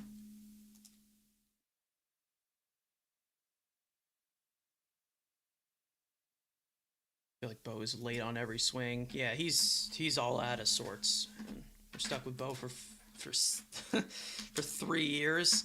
I'm glad I'm not stuck with him for 7 years. That's basically it. That's why I'm not fully panicking about the whole situation. But yeah, it's not looking good right now. He is underperformed to an insane level. What's going on, Carlos? How you doing? Yeah, 0 for 6 with runners in scoring position. Bo would be late to his own funeral. Well, I mean, that's probably more on the casket guys, right?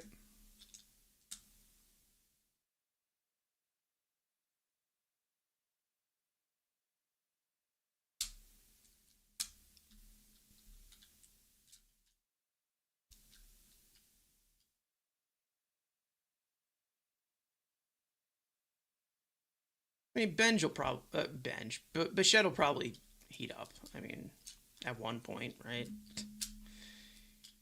We have too much talent in that room to not. Huskar Brazaban will come back out to the mound for the 6th inning. Brazaban finished the 5th for Scott, throwing only 3 pitches, or 2 pitches. First pitch is a sinker that's fouled and hits the bat twice. It's 0-1.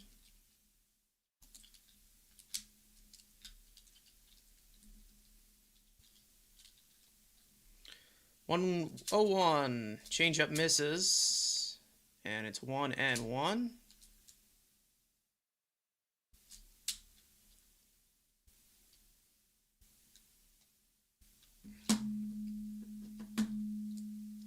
Popped up on the infield.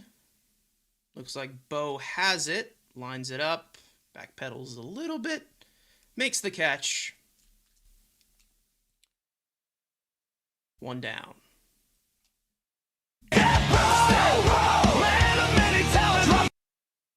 What does this team do during batting practice? I have no idea, man. I wish I could tell you. This is just bad. First pitch. Sinker clips the outside corner, and it is 0-1. Torkelson 0 for 1 with a walk today. 0-1. Swung on and missed at a good changeup there by Brazaban. It's quickly 0-2. Yeah, it had the top of the zone. It had the top of the zone. He's right. JJ's right. It's borderline, but he's right. That changeup misses.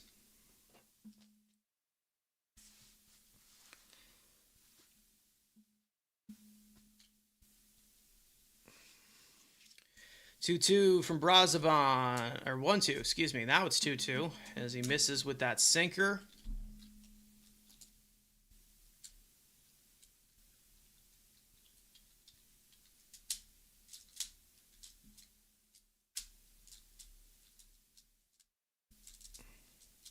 I could show you guys that pitch if you want to see it. It looks like, is that a pitch clock violation? Yeah, pitch clock violation on Huskar Brazaban. So that'll bring up the count full. Talking about the second strike. Swung on and missed at a good change up there. Down. Show it. You're talking about the second strike. Which plate appearance are you talking about? The one to Terens?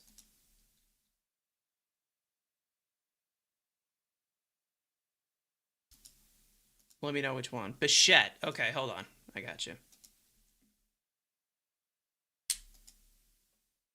That one is check swing foul, and it's 0-1. Yeah, once we go to break, I'll show it to you guys.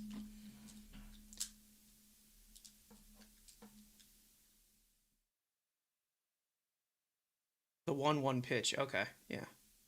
That one's tapped to the right side. Vientos right next to the bat. Jesus. Mark, are we being for real right now? Really?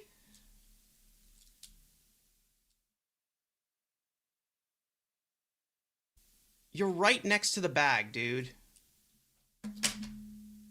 Are we being for real right now? Seriously?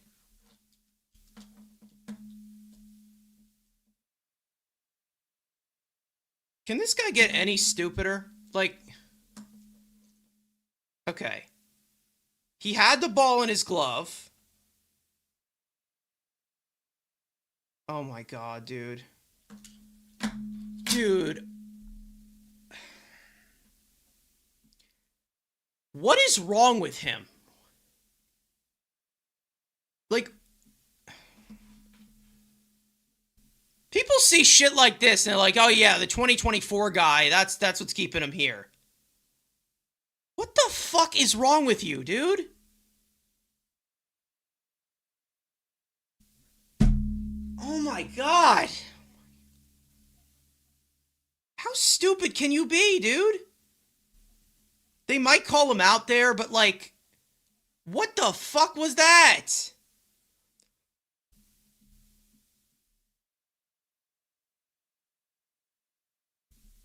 Like, what are you doing, bro?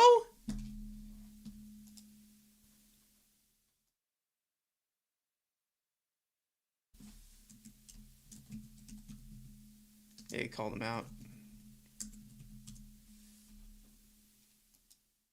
I don't know, safe? They call him safe. All right. Whatever. Whatever. I'm not even gonna ask at this point. I just fucking idiot Vientos. I swear to God, this guy is. I swear, him, Beatty, and Alvarez have the IQ combined of 12. These two are idiots. These three, all of them.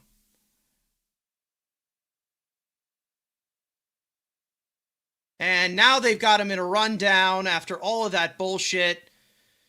And Vientos slaps the tag on him after a throw to Bo Bichette. That'll retire the side. What the fuck am I watching right now? Jesus Christ, man.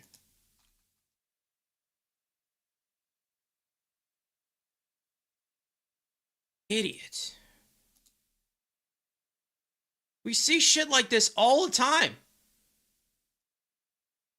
And it's always from the same four guys. 12, you're too nice. No, he's not. He isn't. I can guarantee you that. M-Easy. What the fuck, dude? Like, get your head out of your ass.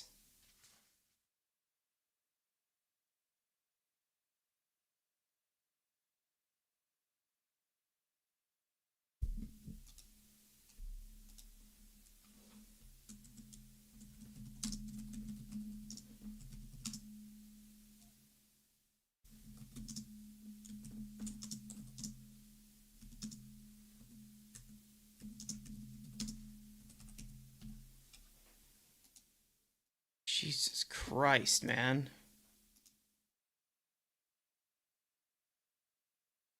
Oh, gotcha. Hold on. Let me show you. All right, so it was the 1-1 pitch to Bichette. Let me try to... I don't know if I can zoom this in a little bit. Yeah, I can. Hold on.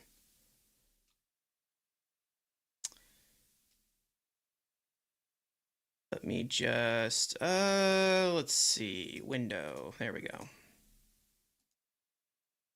There you go. This is the third pitch, right? We're talking about the third pitch. Yeah, it just clipped the strike zone. Just clipped it.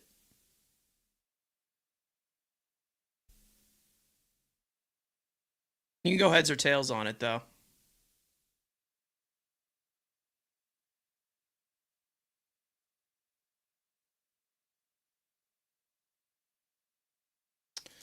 Soto looks like we'll lead off here. Takes the first pitch inside from Framber Valdez, who is 77 pitches deep into this game. Yeah, hit the top of the zone. I thought you were showing the PI. No, I was showing the StatCast. That one's in for a strike. Yeah, I wouldn't be able to show the replay on that. Ah, shit. What the hell did I just do? All right. 1-1 to Soto. That one is bounced back to Valdez, and he flips it over to first. 1 out.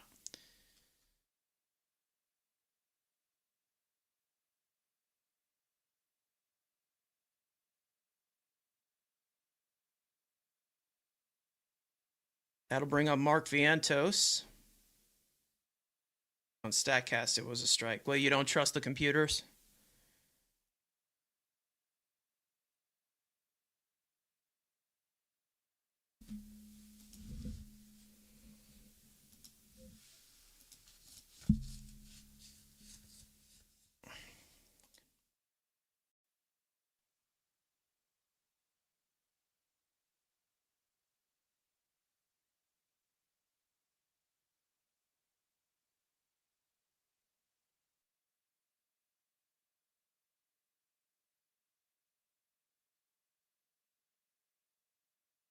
Luke Weaver warming up in the Mets pen. Looks like he'll pitch the 7th. I'll bring up Vientos here.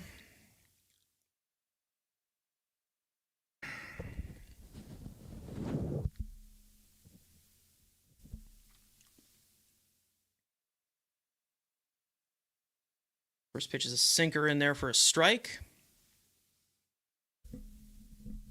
And it's 0-1.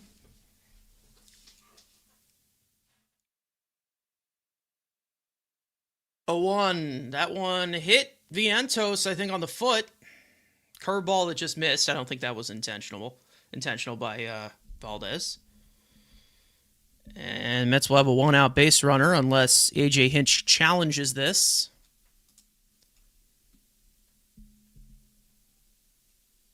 More like fart Vientos. That hit him? I don't know. Are they challenging that? I think it hit him.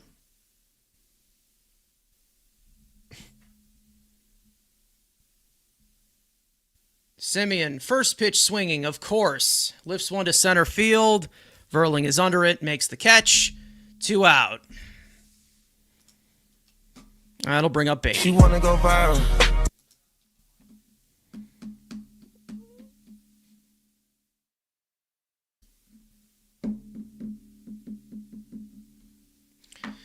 Beatty's 1 for 2 with a single today.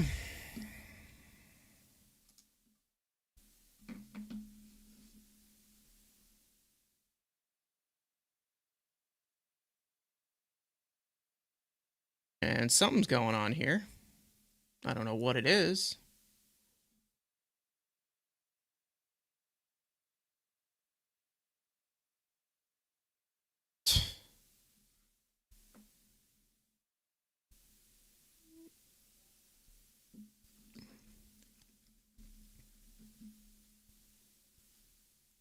Okay. Valdez up to 82 pitches on the day. First pitch to Beatty. There's a curveball in there for a strike, and it's 0-1.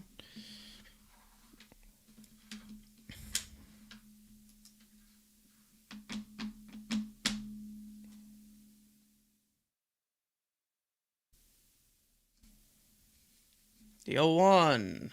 That one hits the same spot, but a sinker. And it's quickly 0-2 to Beatty.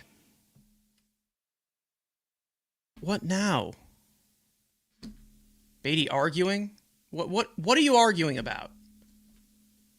Why are you challenging that?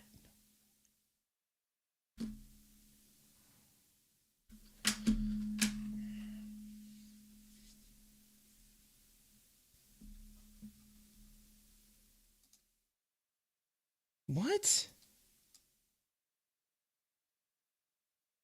Okay, so they're arguing that he didn't challenge?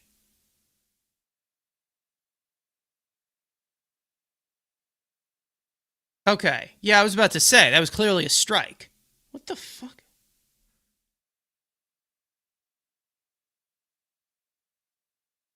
All right, enough.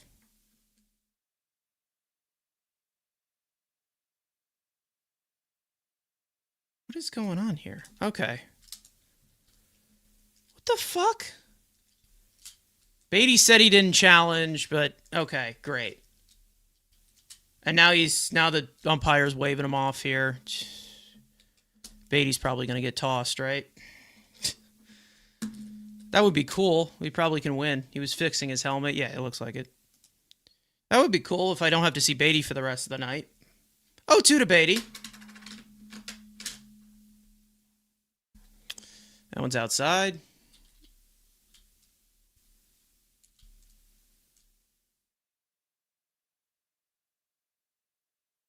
He didn't even... Yeah, okay. Listen, as much as I like to troll Beatty, he didn't even tap the helmet. Come on. That's ridiculous. That's ridiculous, man. Swung on and missed at that off-speed pitch, and down goes Beatty. See if he has any words with the home plate umpire. That retires the side.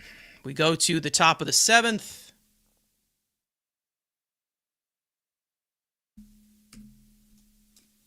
Two to 1 Detroit. He didn't even touch his helmet at all.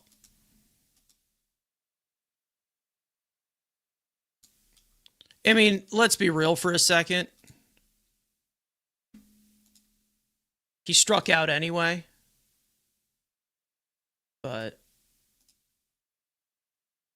because he's Beatty and he's horrible. But check Statcast to see if he touches his head. I don't think that Statcast has that. Why he picking on Beatty? I don't know. I think Beatty was upset because he didn't touch his helmet and they registered that as a challenge. So now the Mets lose their challenge, their second challenge. Basically a typical Mets. Some umps are just assholes. Yeah, he never tapped his helmet. Like, ever. Ever. He raised his hand like, that's fucking bullshit. That's ridiculous.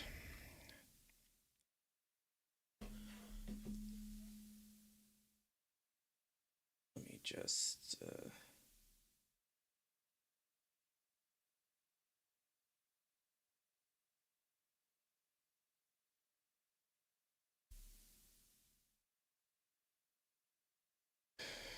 Brazaban will come back out for the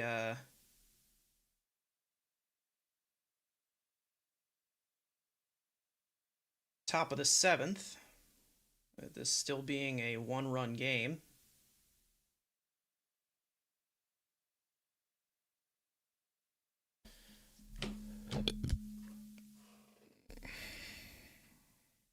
He'll face the former Met, Zach Short.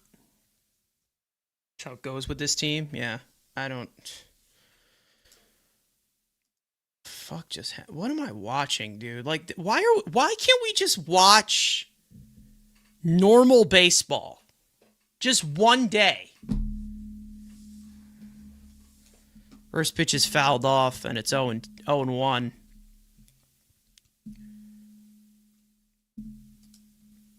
Can games still be protested? I'm not sure. Not sure.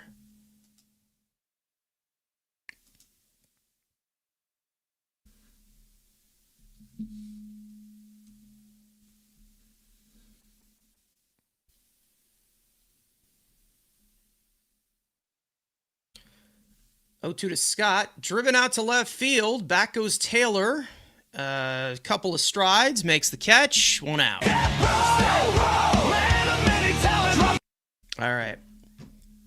So I just got word that we will not have a post game. You don't remember Zach Short. Short was here for like a few weeks at the beginning of the 2024 season. Made the opening day roster. He was terrible. It was before the Jose Iglesias pop-off. Here's McGonigal. Takes a strike. It's 0-1. Terrible 0-2 pitch. Yeah. Too much with Blake. 0-1 / foul. And it's quickly 0-2. So we will not have a post game tonight. So it just will be the watch along.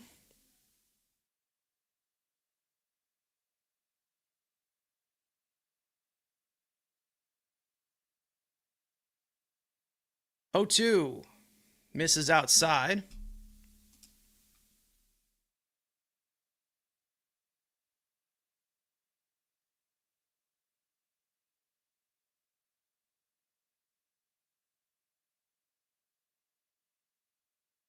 One, 2. Lifted into center field. Benj calls for it. Makes the catch. 2 down.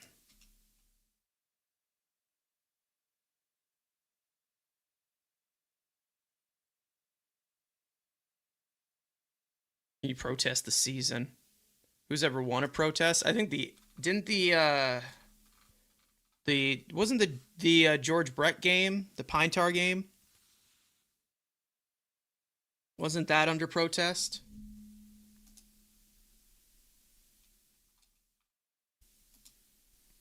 First pitch is fouled by Dingler.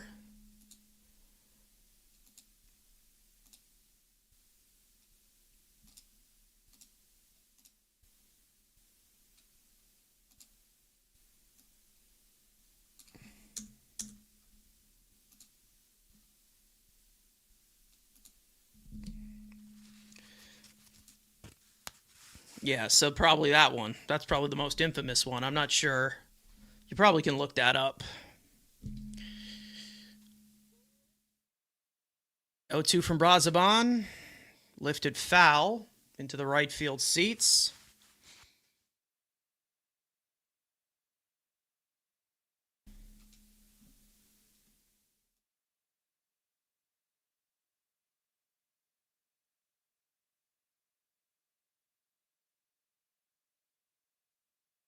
Line foul into the left field seats.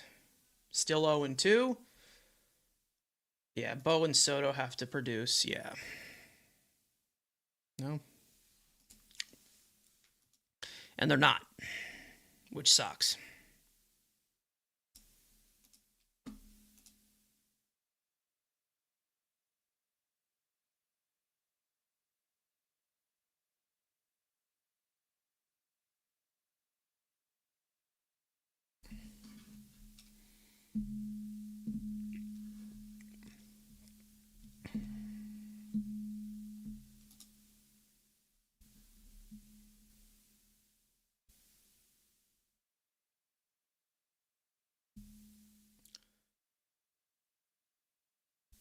Oh, 2 to Dingler. That one's fouled off. Dingler will not go away quietly. Noel McLean will start tomorrow's game against Keter Montero, who's off to a really good start. We'll see 2 Rookie of the Year candidates, Noel McLean and Kevin McGonigal, which will likely lead off the game. And now we've got ourselves a dispute with the home plate umpire again, as it looks like Dingler is being called out for a pitch clock violation. So the home plate umpire, I don't know who his name is. Let's see. Junior Valentine is making himself some friends tonight. We go to the bottom of the 7th. It is stretch time here at Citi Field. Still 2-1. Detroit. So, it's a little helpful right there, I guess.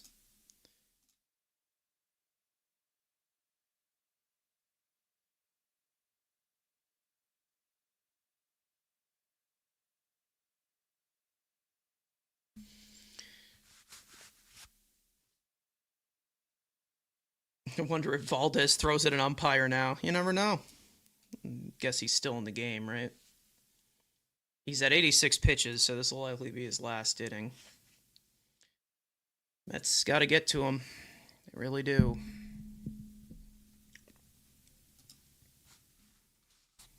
Another great pitching performance by the Mets, being wasted away by an anemic offense that has been horrible all year.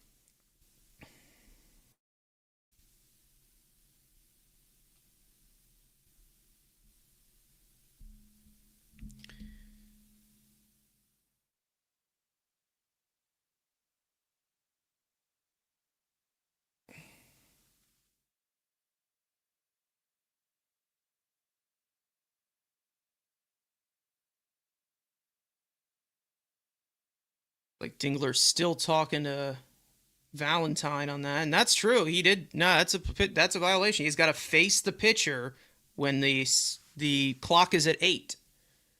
Mets are going to win the World Series. Looks like it, right? Tyrone Taylor will lead it off for the Mets here in the 7th against Framber Valdez, still going strong. First pitch in there for a strike, curveball. Taylor's 0 for 2, but drove in the Mets' only run on a fielder's choice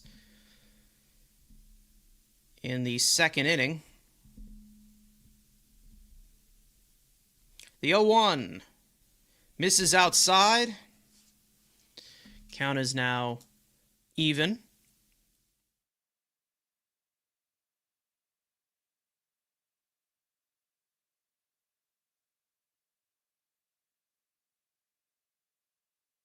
1-2. 1-1. Excuse me. Now it's 1-2 as that's fouled back. Valdez about to throw his 90th pitch.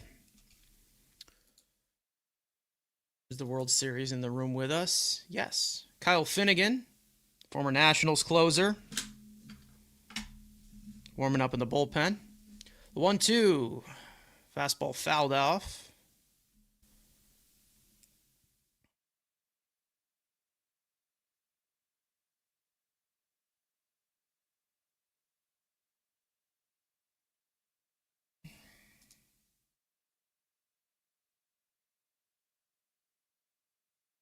Swung on and missed at a curveball, down and in. That's the first out.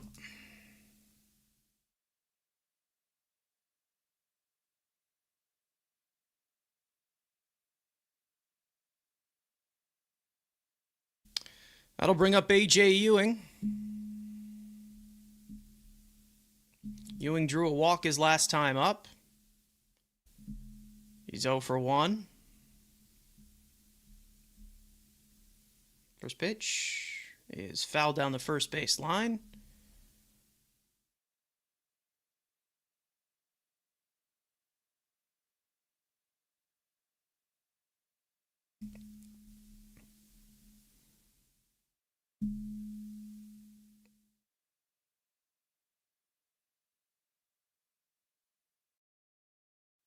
The 0-1. Clips the bottom part of the zone, in there for a strike, and it's 0-2, excuse me.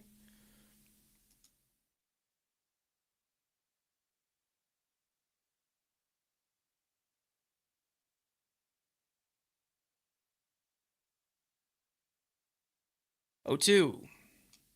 Misses down and away. Key basically is just to knock Valdez out of the game at this point. He walks here, then you can clear the catcher's spot.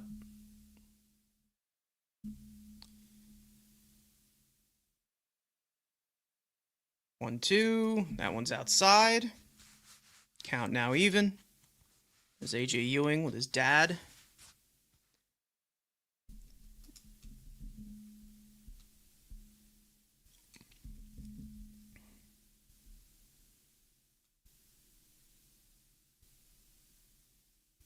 Two. Curveball tied him up in there for called strike 3. 2 down. 2 out, nobody on. And that'll bring up Luis Torrens, who has one of the 4 hits against Framber Valdez.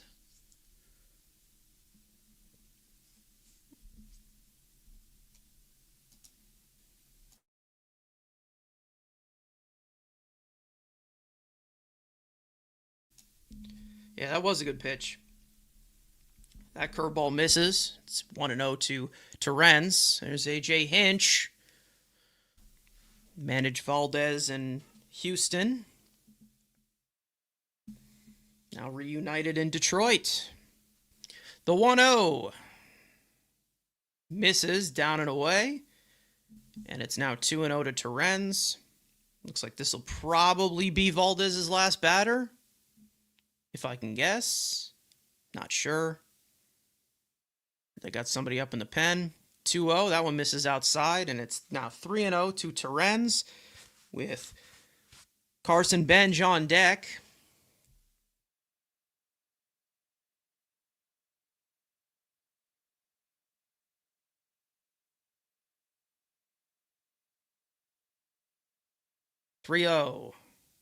That one catches the inside corner for a strike, and it's 3-1.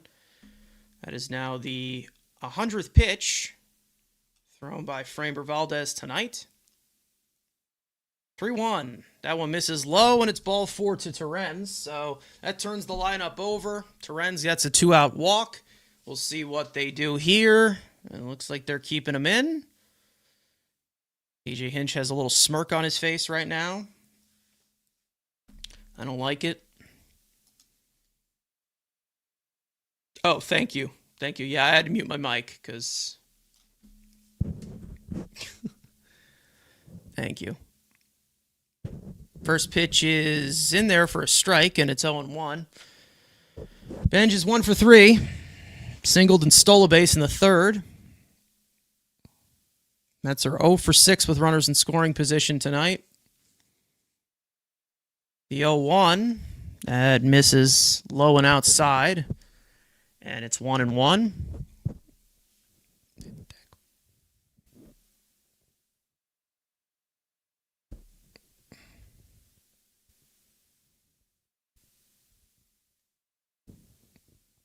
One. Curveball in there for a strike, and it's 1-2 to Benj.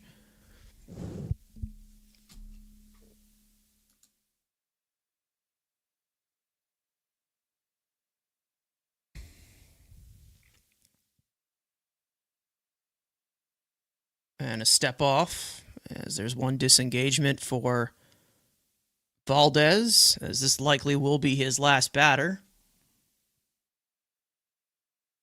Valdez about to throw his 105th pitch of the night. 1-2. Misses outside. Now the count's even.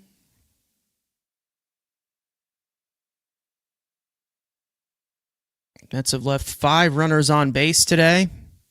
They're 0 for 6 with runners in scoring position.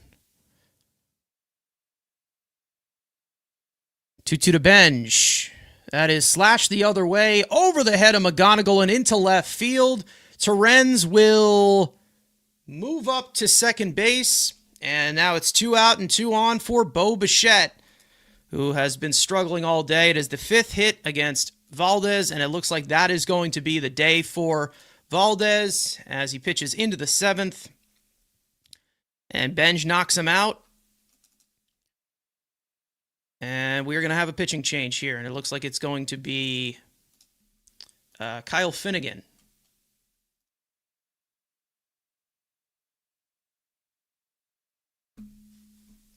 So he'll come in with 2 out and 2 on for Bo Bichette. Bo, we need you here.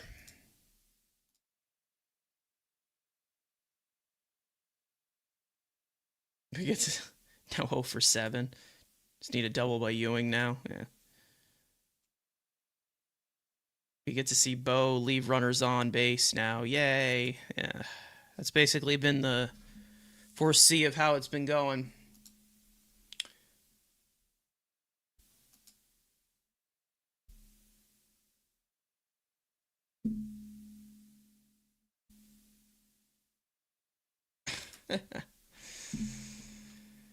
Hey, come on, Bo. Fuck's sake, bro.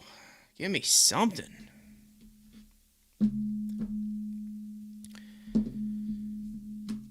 Washington is still tied at 6 in Cincinnati. That game in the 9th now. Tied at 1 at Atlanta. With the Cubs in the bottom of the 8th. Miami winning 8-2 in Minnesota in the 5th.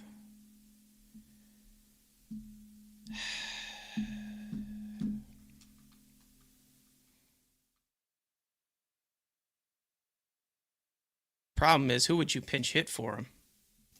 Melendez, maybe?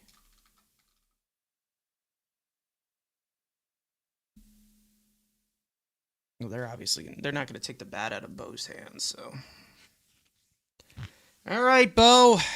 Here's another chance for you. Kyle Finnegan, who has had quite a bounce-back season so far. 2 runners on, 2 out.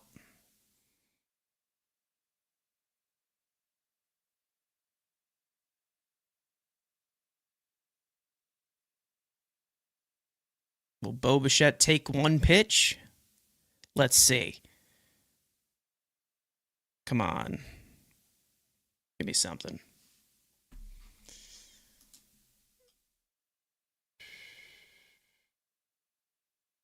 He does swing, and he lofts that one out to shallow right field, and it is going to drop in there for a base hit. Luis Terens will come around to score, and Bo Bichette has tied the game with an RBI parachute single. Thank fuck. The Mets have tied the game. Bo Bichette finally gets the monkey off his back. And we have ourselves a tie game here in the 7th. That run will be charged to Valdez. So good rally there. And that'll bring up MJ Melendez for Juan Soto.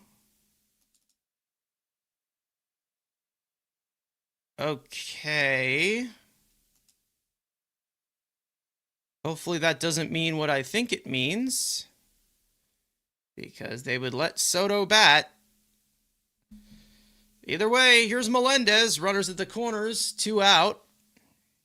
First pitch from Finnegan.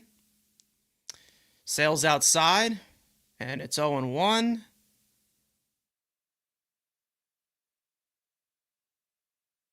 What the hell's going on here, guys? I think it may have been something with the injury.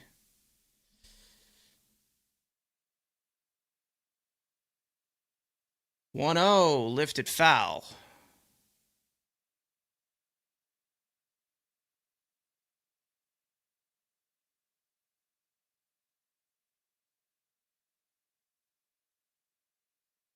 Yeah, Gary's not saying it. I haven't been listening, so I don't. All right. 1-1 to Melendez. That one is inside. There goes what are we doing here? Trying a double steal, and Benj gets called out at the plate. Stupid. What are we doing here?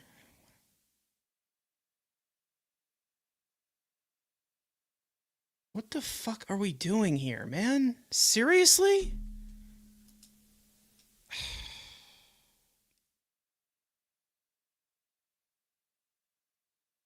Whose genius call was that?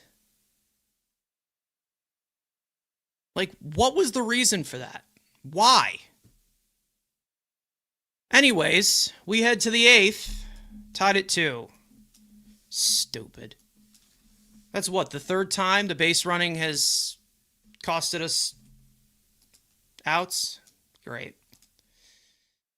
Sloppy, sloppy baseball. What the fuck was the point of that? Stupid.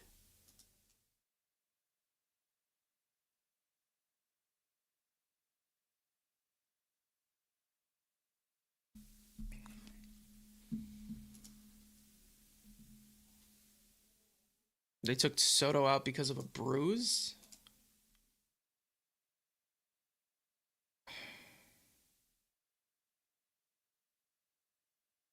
What the fuck?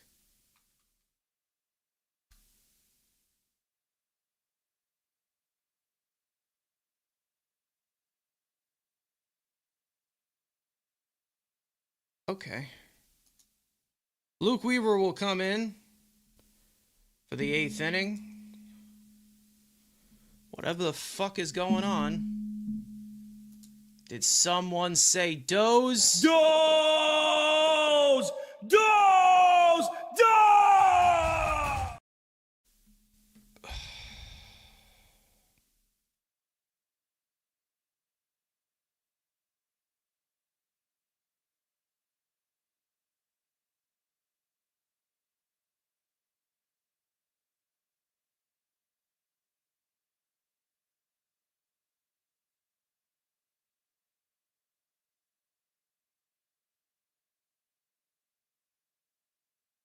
Was it the manager?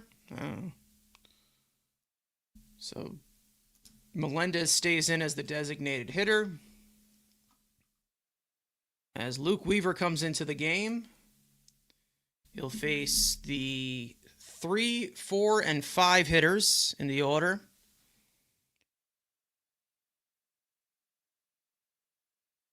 First pitch to Colt Keith is a crisp fastball in there at 96 miles an hour. And it's 0-1. Colt Keith is 1 for 3 today, singled in the 3rd. What are we doing? What is going on?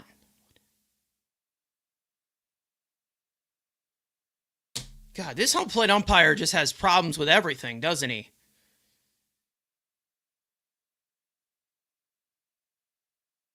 Moving the home. Oh, he didn't have the on deck circle in the right position. What a fucking asshole this guy is. The 0-1. Change up in there for a strike. And it's now quickly 0-2 to Colt Keith. This guy is a self-absorbed asshole. Jesus Christ. Have a day, big guy. We all came here to see you.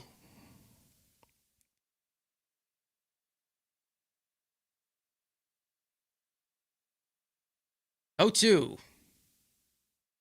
Lifted high in the air. Past a little bit of the infield. Simeon calls everyone off. Makes the catch. 1 down. This game is a clown show. We've had too many of those. We really have. Don't worry, Kodai Senga will return. No thanks. Is it a full moon? Wacky plays in this umpire? Yeah, maybe. Is it a full moon? Trying to be big time. He's trying to make it. He's just grinding. Here's Riley Green. Have himself a good day. 2 RBIs. 2-hit game. First pitch is in there for a strike.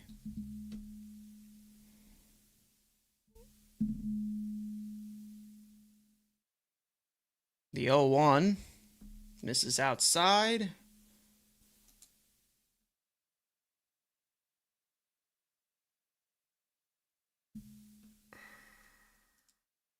Yeah, there must be something going on with Soto. I don't know what happened. Jesus Christ, what is wrong with this guy? Bro, there's the on-deck circle. We got, dude, get over yourself. The on-deck circle's there. Get over your fucking self, man.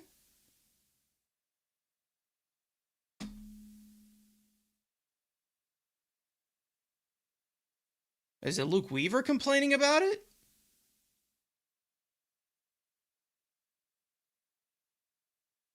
Luke Weaver couldn't see it?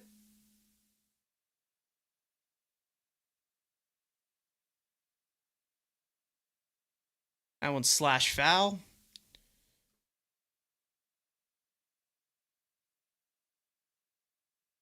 He's yelling at Weaver. This is fucking ridiculous, man. What am I watching?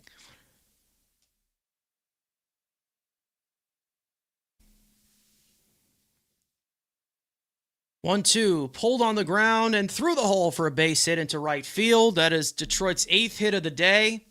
Riley Green's 3rd hit of the day. And it's a 1-out base runner for Detroit here against Weaver. Ridiculous. What is this game? What the hell am I watching, bro?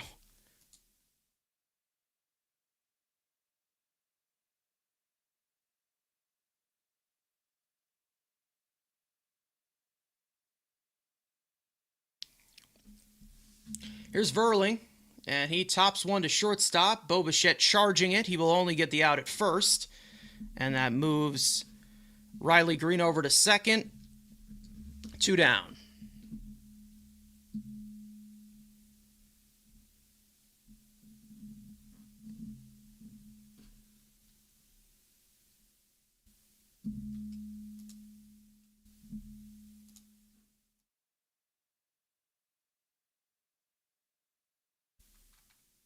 It doesn't look like we have much of an update. Yeah, more to come, says DeComo. So we don't have an update yet on what happened with Soto.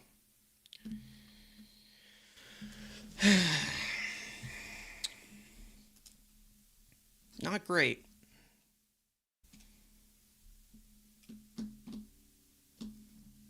The 0-1 misses outside. Savannah Banana Baseball.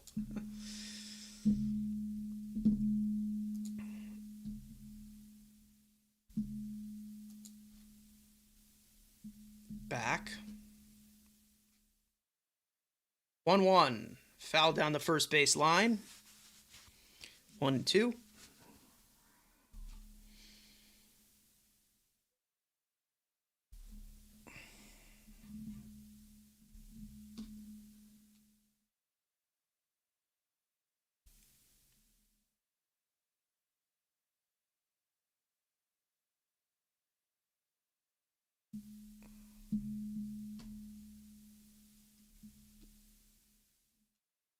One, two from Weaver.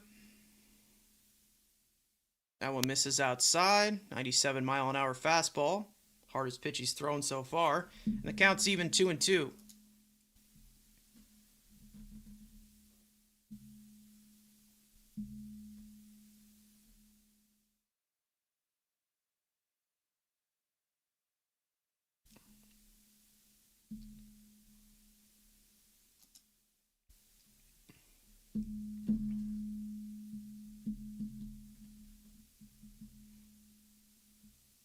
2-2.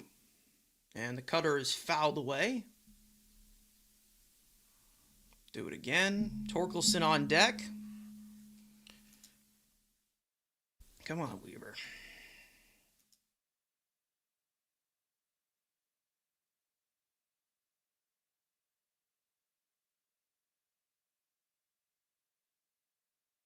Two bounced foul down the first base line. We'll do it once again. Soto finishes AB and looked okay.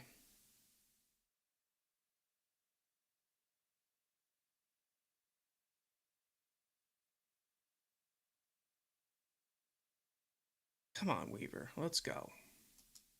Finish him off.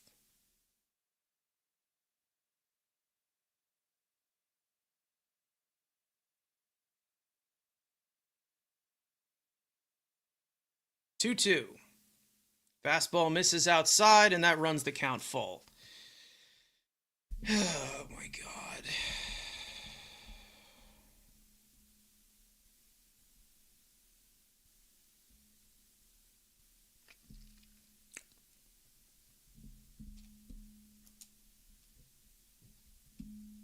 Three, two, and that one misses for ball 4. With first base open. Runners at first and second with 2 out, and that'll bring up Spencer Torkelson.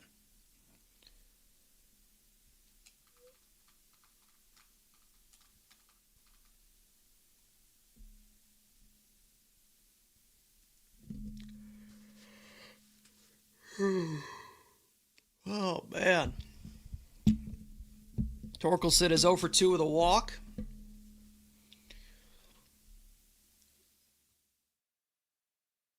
He is batting .310 with runners in scoring position this year. First pitch misses outside, and it's 1-0.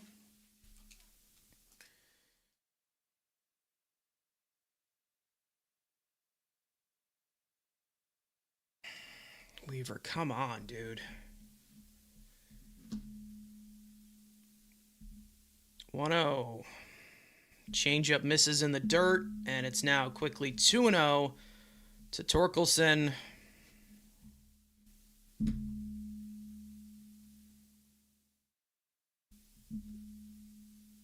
Weaver, come on, dude.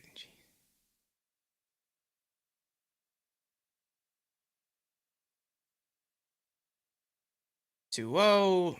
Misses down and away. And now it's 3-0 to Torkelson. McKinstry on deck.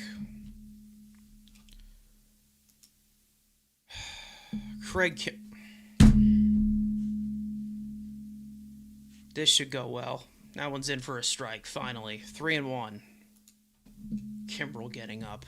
Are you fucking kidding me right now? This team is so unserious.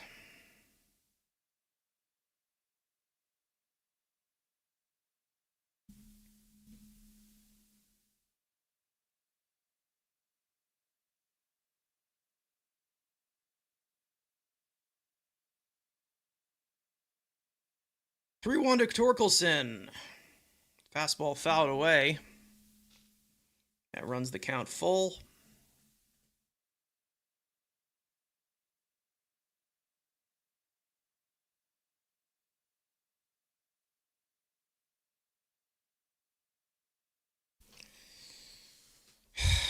Come on.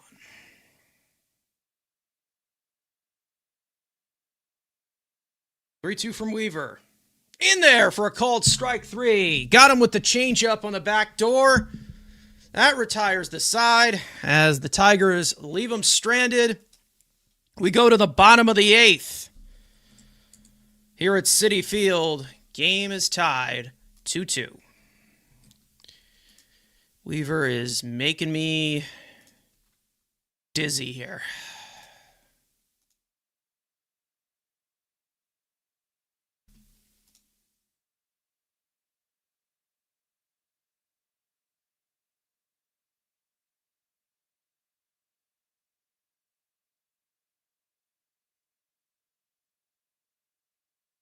Perfect pitch. Braves won again. The Braves never lose. They did win again.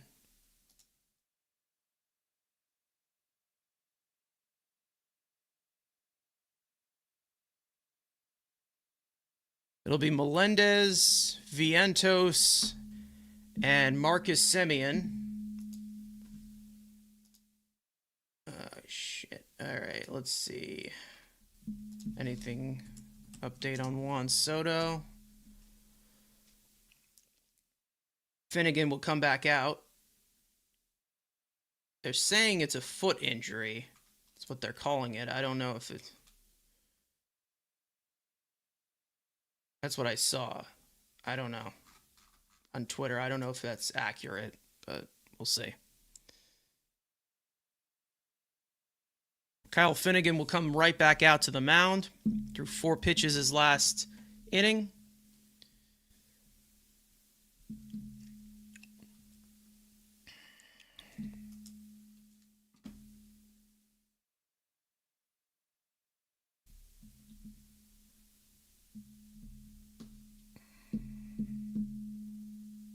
Game tied 2-2 here in the 8th.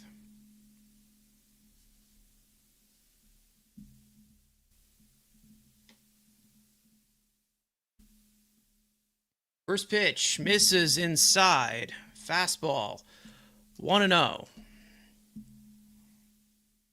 Melendez has definitely cooled off since his hot beginning. Replacing Soto here.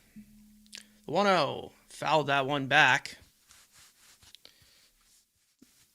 Well, there it is in the 3rd inning. Fouled the ball off his right foot. He's not okay if he left the game. Likely. We'll see what happened. Swung on and missed at that fastball. The fuck is happening here? Oh, shit. I gotta stop doing that. I really have to. The left-hander Tyler Holton getting ready in the Tigers' pen.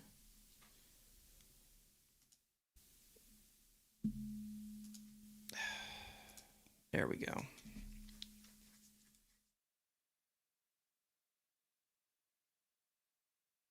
That one is popped foul.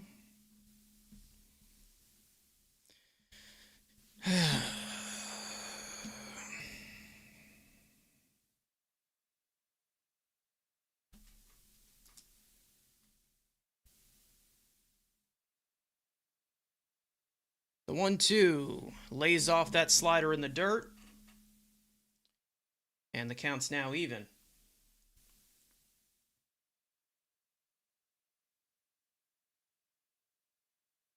Detroit is ahead by 5 right now. 7 minutes to go in the 3rd quarter.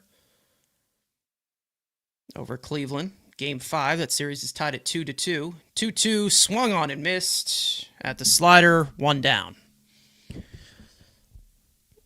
There we go. Hi. Hey!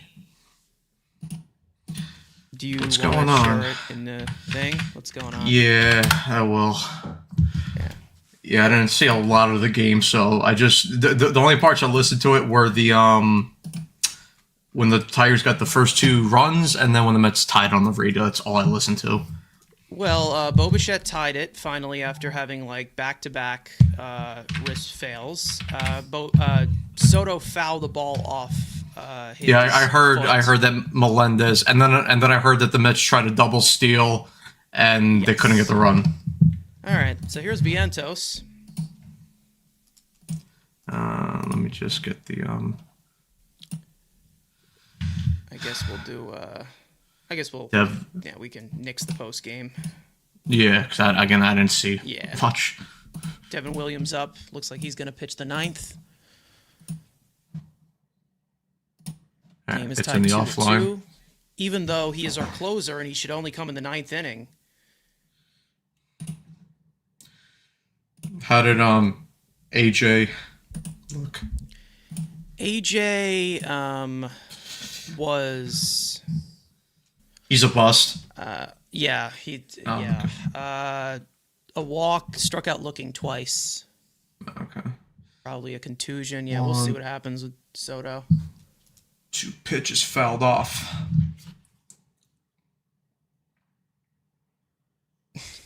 Gary Cohen with the truest statement ever. The Mets just can't have good things. He actually said that. That's crazy. Hey, but here is the good news that we won our deck hockey playoff game and we're into the next round. Yeah. Nice. 2 outs here. How many points do you have? I had 1 assist. Nice. And Evan scored a goal. Secondary? No, they don't count secondaries. It's just primary. Okay. All right. And Evan scored a goal. Hot. Was there any celebration in the locker? I'm sorry. It's too late for this. No, I told you we don't have locker rooms. All right, don't. Whatever you say. Wink, wink. Simeon drives that ball, caught by Veerling. No, we don't even for deck. We don't even put that much on. All we do is it's a jersey, shin pads, gloves, and a helmet. That's it. Hot. All right. Do you need the scoreboard? Or? Oh yeah, I can. I got it. Set it it's up. Not like we're. Here, I'll just switch it over for you. Wow, look at that teamwork. Teamwork. Yeah, and I'll hand it off to you from there, even though it's the 9th inning. Top 9th. 2 runs apiece. Fucking Mark Vientos is an idiot. Well, this is not new information. Yeah. He wasn't swaggy today. He had a hit, but here's watch Mark. I'm gonna show you this, okay? Watch our first baseman, Mark Vientos.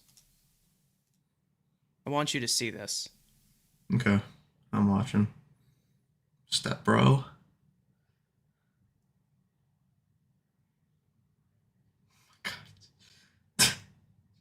Just like, why? You know? Like, why does he Nice. exist? Nice. Did how was Scott after giving up the 2 runs in the first? How deep did he go into the game? He settled in. Okay. He settled in. But he only went through he didn't get to the 5th. So. Okay. But he got a decent amount of swings and misses. It was like the Sanchez butt fumble. Yeah, kinda.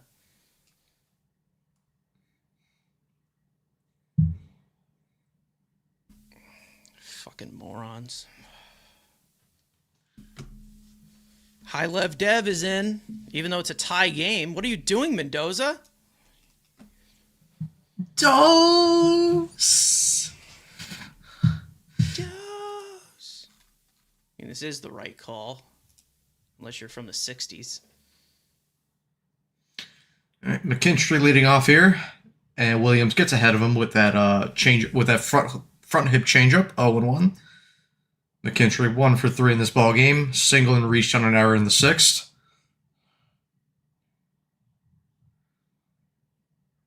The 0-1 pitch.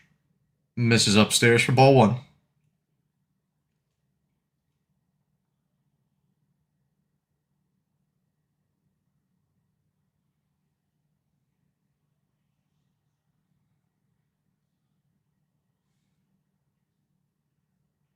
The 1-1 is swung on and missed. McKinstry swings over that changeup. So Williams is ahead here 1-2. Kill me. Kill me if this is Why the would I? case. You have the entire bullpen, like, completely, whatever. The 1-2 pitch. Swung on a miss for strike 3. Williams gets McKinstry to strike out on the high and away fastball. 1 out here in the top of the 9th. Ewing will be Rookie of the Year. I think his teammate's going to be Rookie of the Year in the National League. Gage Workman will pinch hit for Zach Short.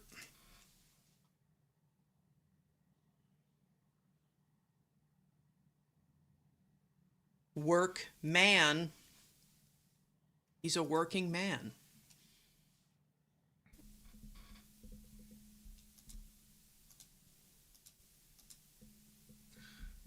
Make sure to like the stream if you have not already. Subscribe, turn on post notifications. There's plenty of you in First here who pitch did not. by Workman is driven out to right field, but right at bench, he'll make the catch with the second out of the top of the 9th. So quickly, 2 outs here for Devin Williams in the top of the 9th.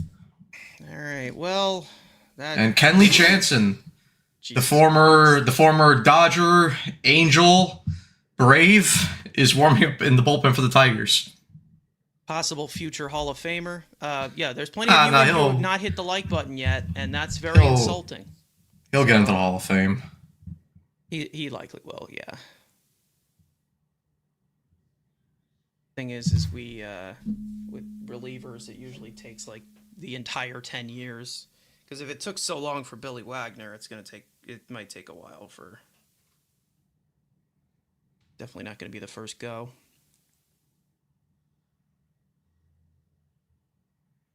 Williams falls behind here on McGonigal. 2-0.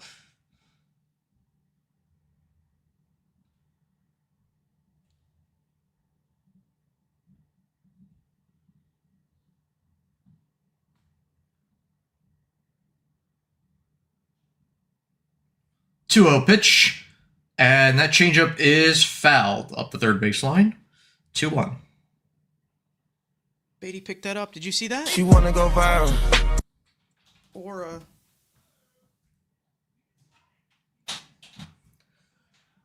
That pussy got power. Jansen.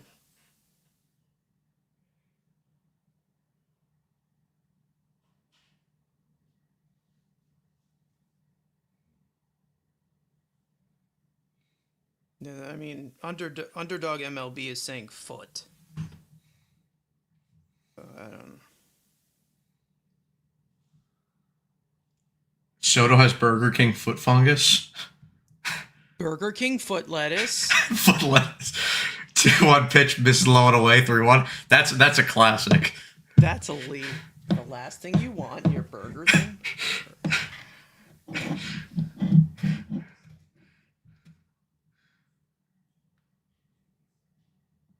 3-1 pitch. It misses low and away for ball 4. So Williams walks the leadoff hitter. McGonigal here in the top of the 9th. Or walks the Tigers' first hitter. Dylan Dingler, the Dings, will now come up. Oh my god. The Dings. Dingler's 2 for 4 with a double, a single, and a run in this ball game.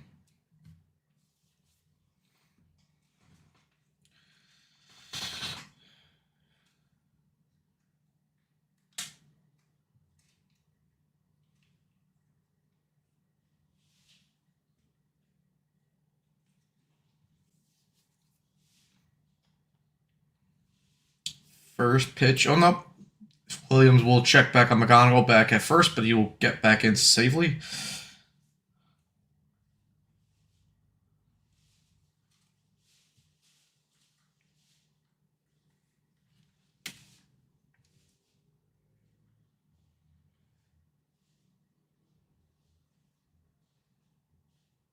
First pitch to Dingler. Misses up and away for ball one.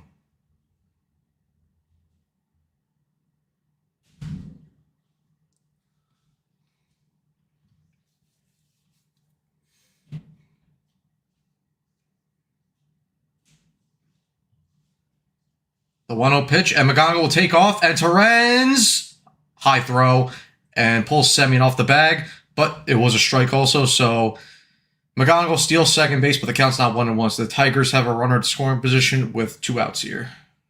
What a jump. Not even the great Luis Terens could throw out McGonigal. Might be over. The 1-1 pitch is hit into right field. Benj will take a couple steps in and he'll make the catch to retire the third and final out of the inning. So we head to the bottom of the ninth after Devin Williams throws a scoreless top of the ninth. And we will see if the Mets can walk it off here. Which we all know they won't, so who gives a shit?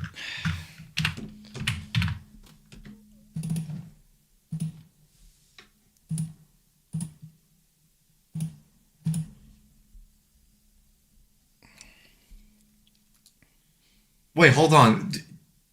What do you mean they're not going to walk it off? You realize who's leading off next inning, right? I do know, yeah. And I stick by it. Wanna go viral.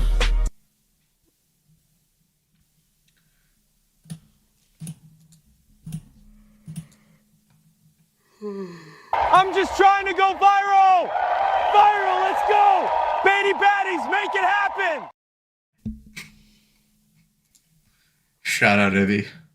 Bro, kill that with acid. Just kill that. Kill that entire thing with acid.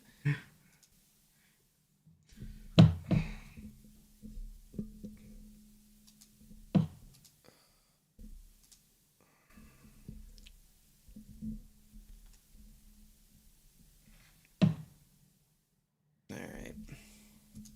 Kenley.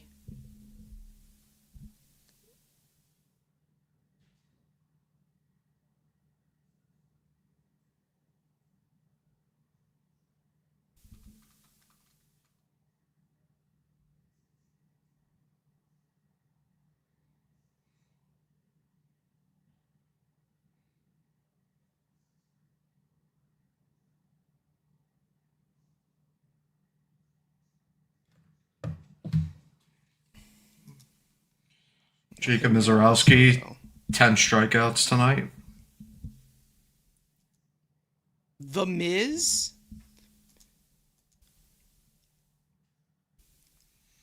A couple of defensive changes here for the Tigers. McGonigal goes to short, Workman at third, and Jansen now into pitch. Jansen with a 4.82 ERA in 12 appearances for him. He's 7 for 10 in save opportunities. And the opponent OPS against him is 811. Ooh! She wanna go viral. Beatty will lead off. How could you tell? I just had a feeling. I just had a feeling, and Let's wind up. first pitch is in the zone for strike one to Beatty.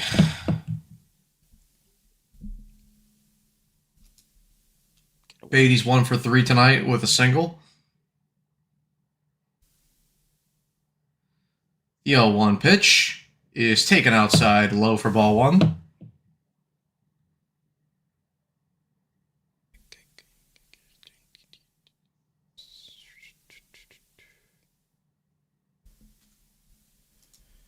For the love of fuck, dude. Come on. The 1-1 pitch hits the zone with the breaking ball for strike two.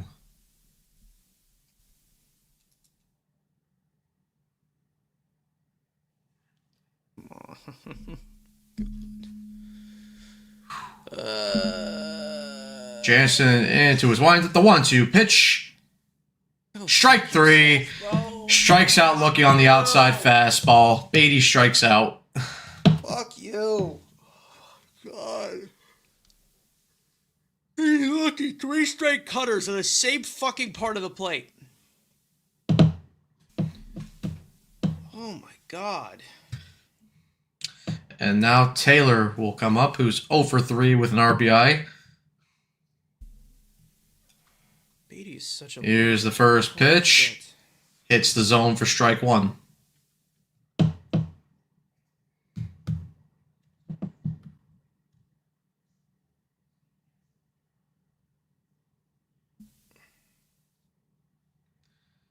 The 0-1 pitch is swung through a mist for strike two.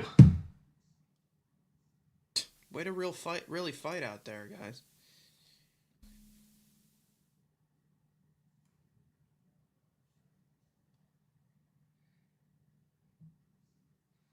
The 0-2 pitch is fouled.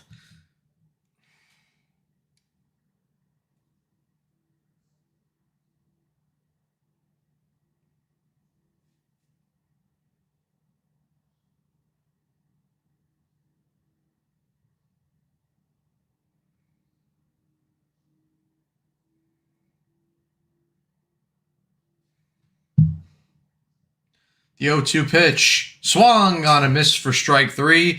Taylor strikes out on the up and in fastball. So quickly 2 outs here for Jansen in the bottom of the ninth. All right. Stupid ass windup.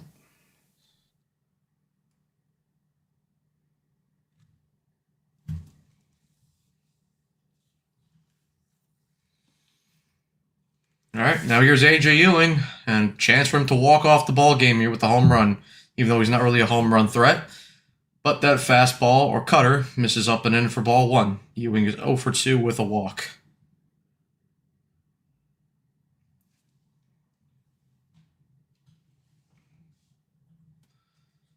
A 1-0 pitch from Jansen misses. Oh no, umpire calls it a strike. Are they out of challenges? But Yes. Okay. Because the umpire fucked up. no. Beatty, he thought Beatty tapped his helmet, and he didn't tap his helmet. But you're still blaming Beatty. Not really. It's kind of bullshit. But The 1-1 pitch fouled away. So Ewing falls behind here on Jansen 1-2.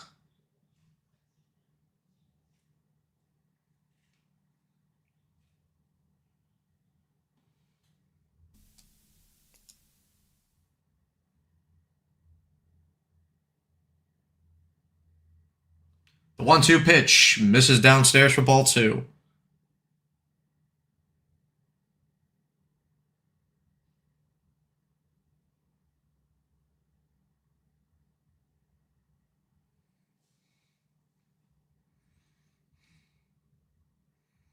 Two pitch is just hit foul.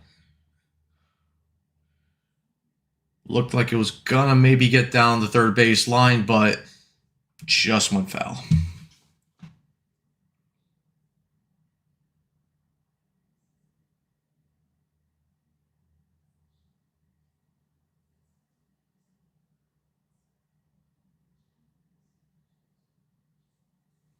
Two pitch and clips the corner, and Ewing strikes out looking. So we are done through the first 9 innings, and we're headed to extra. To the top of the 10th we go, with the game still all tied up at 2.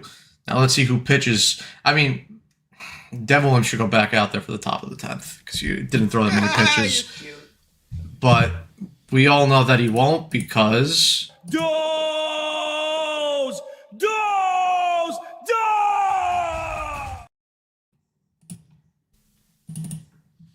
I don't want to watch this. I really don't. Rayleigh's coming in? Please tell me Rayleigh's coming in, because I'll watch that. I'll watch The Patriot.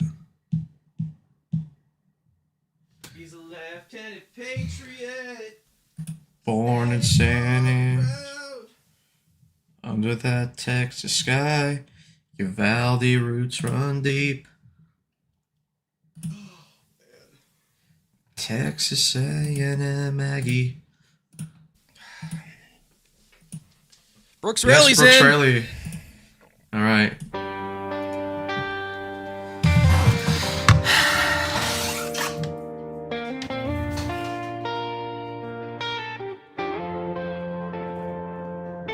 Working Born in back-to-back San days. Antonio, under that Texas sky, Uvalde roots run deep, where the strong ones learn to fly.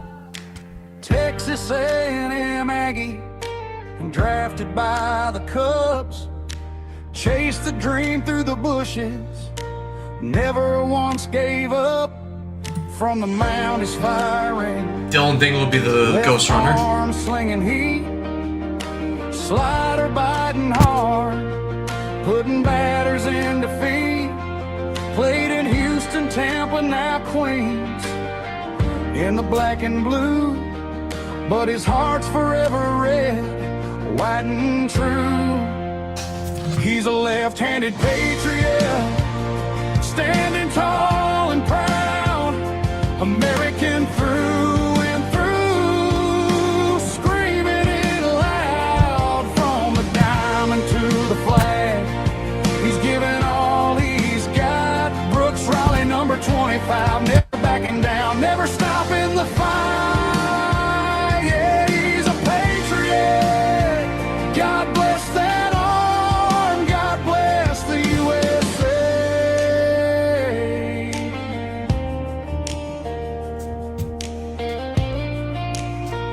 This guy's having a rough day behind the plate. Jesus Christ. First pitch misses away for ball one. Umpire called it a strike, but the Tigers challenged it and it got overturned.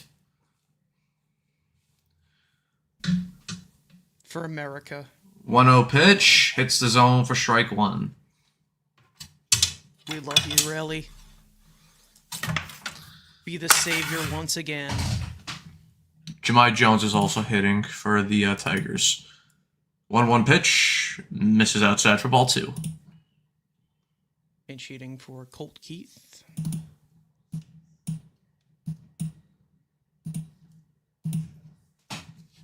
Drew Anderson warming up in the Tigers bullpen. He will pitch the bottom of the 10th.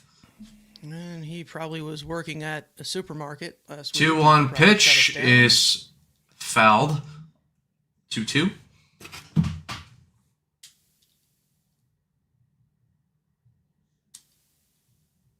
Ewing will be the runner in the 10th, so that's good, I guess.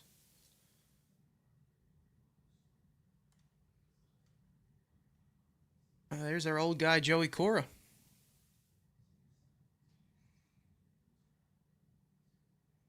Two-two pitch is swung on a miss for strike three. Jones goes down on the high sweeper. One away here in the top of the 10th. If he doesn't give up a run here, we're going to play the whole song in the commercial break because this is some ballsy stuff right here.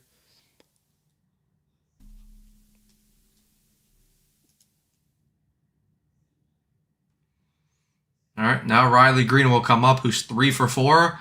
First pitch misses inside with the sweeper for ball one. Riley Green, what quite a day for this guy. No, he's a patriot. He's indestructible. The 1-0 pitch misses up for ball two. He has American blood running through his veins. He's majestic, like an eagle. American through and through, screaming it loud. 2-0 pitch. It is popped up. Beatty will go Oh. after it, and he will make the catch. 2 away here at the top of the 10th.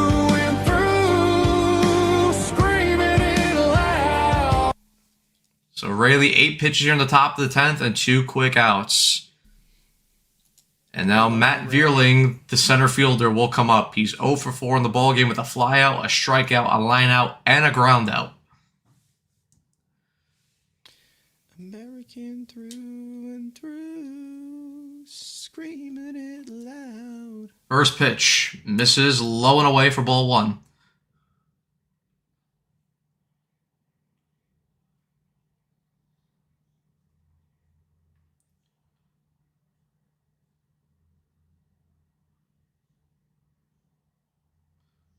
1-0 pitch. That's it.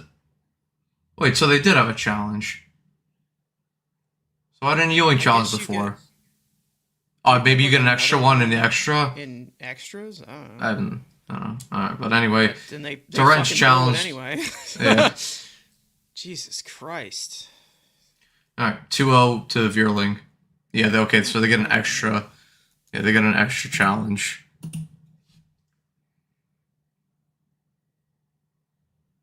American. 2-0 pitch.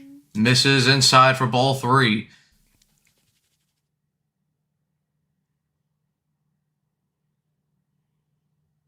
Wencil Perez.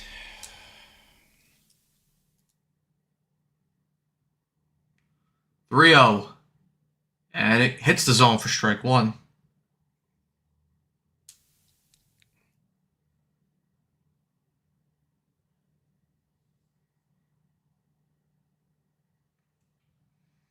All right, Rayleigh's got his pitch, 3-1. And it clips the outsides, or clips the lower part of the zone for strike 2. And now Rayleigh has worked the count back full.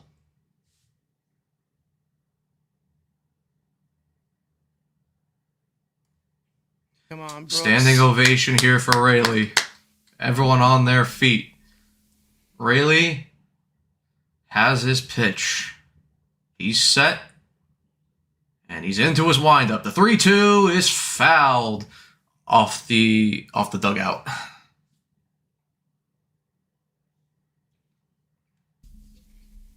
Come on, Brooks.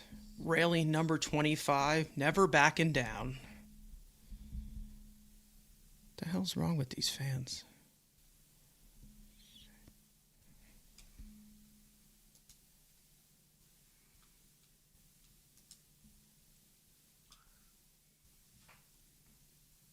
Three-two. Misses outside, ball 4. Vierling walks.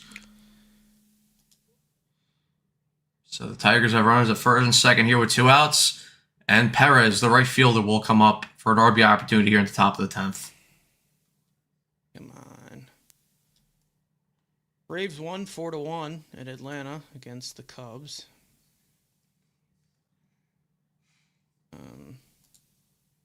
Phillies lost 3-1 in Boston.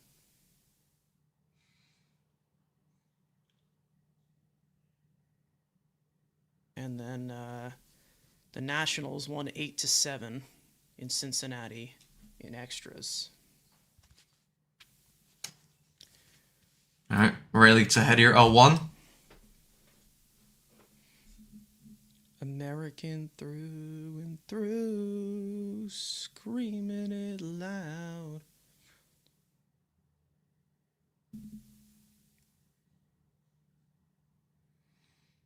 Oh, 0-1 pitch is hit in the air.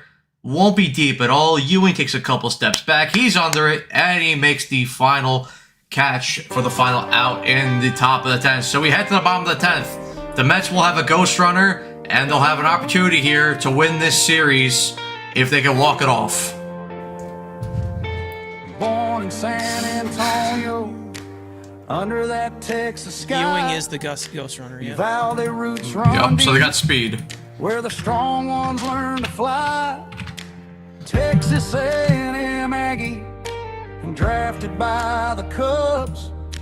Chased the dream through the bushes, never once gave up. And it's going to be Torrens, Benj, and Bichette. Is firing, left arm slinging heat, slider biting hard, putting batters in defeat. Played in Houston, Tampa, now Queens, in the black and blue, but his heart's forever red, white and true. He's a left-handed patriot, standing tall and proud, American through and through, screaming it loud, from the diamond to the flag. He's giving all down he's 3-1. got. Brooks Riley, number 20. Who's down 3-1? Colorado. Oh, yeah, I saw. Yeah, he's a patriot. God bless that arm. God bless the U.S.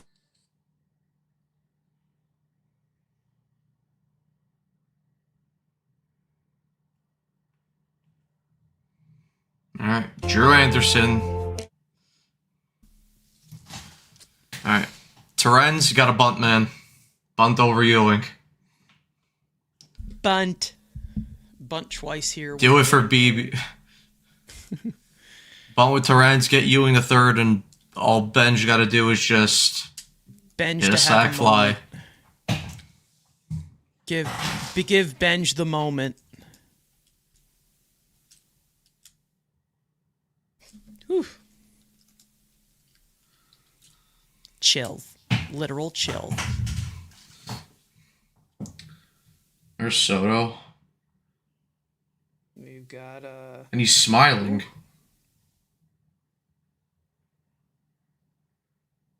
What is going on here? Soto's okay? I think so, yeah. Terens is 1 for 2 in the ball game with a single, a walk, and a run. No, but he's smiling. That's like AI, right? He must have saw Aaron Judge. Aaron Judge must have sucked the venom out of his foot. Terens, he'll foul that bunt off. Jeez, Terens cannot do anything right today. Cleveland and Detroit are tied 88-85. Oh, no, Cleveland just took the lead. 86-85 with 10 minutes to go in the fourth. And Terens going to get one more opportunity to bunt Ewing over here. And he lays off that bunt. 1-1. Pulls it back.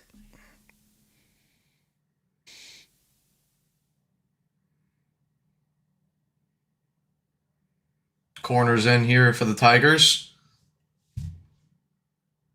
No one will be. 1-1. Ooh.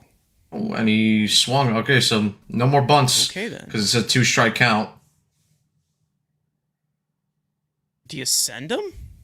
Because nobody's covering third. I mean, he'd have to back up. I mean, he's not watching. 1-2 pitch. And fouls that pitch off the screen. Luis Terens. Fuck it. I take the chance. Send him to third? Yeah. They're not going to. The bunt defense is going to be off. Yeah. 1-2 pitch. And this guy can't get the fucking ball. Taken. Low and away for ball 2.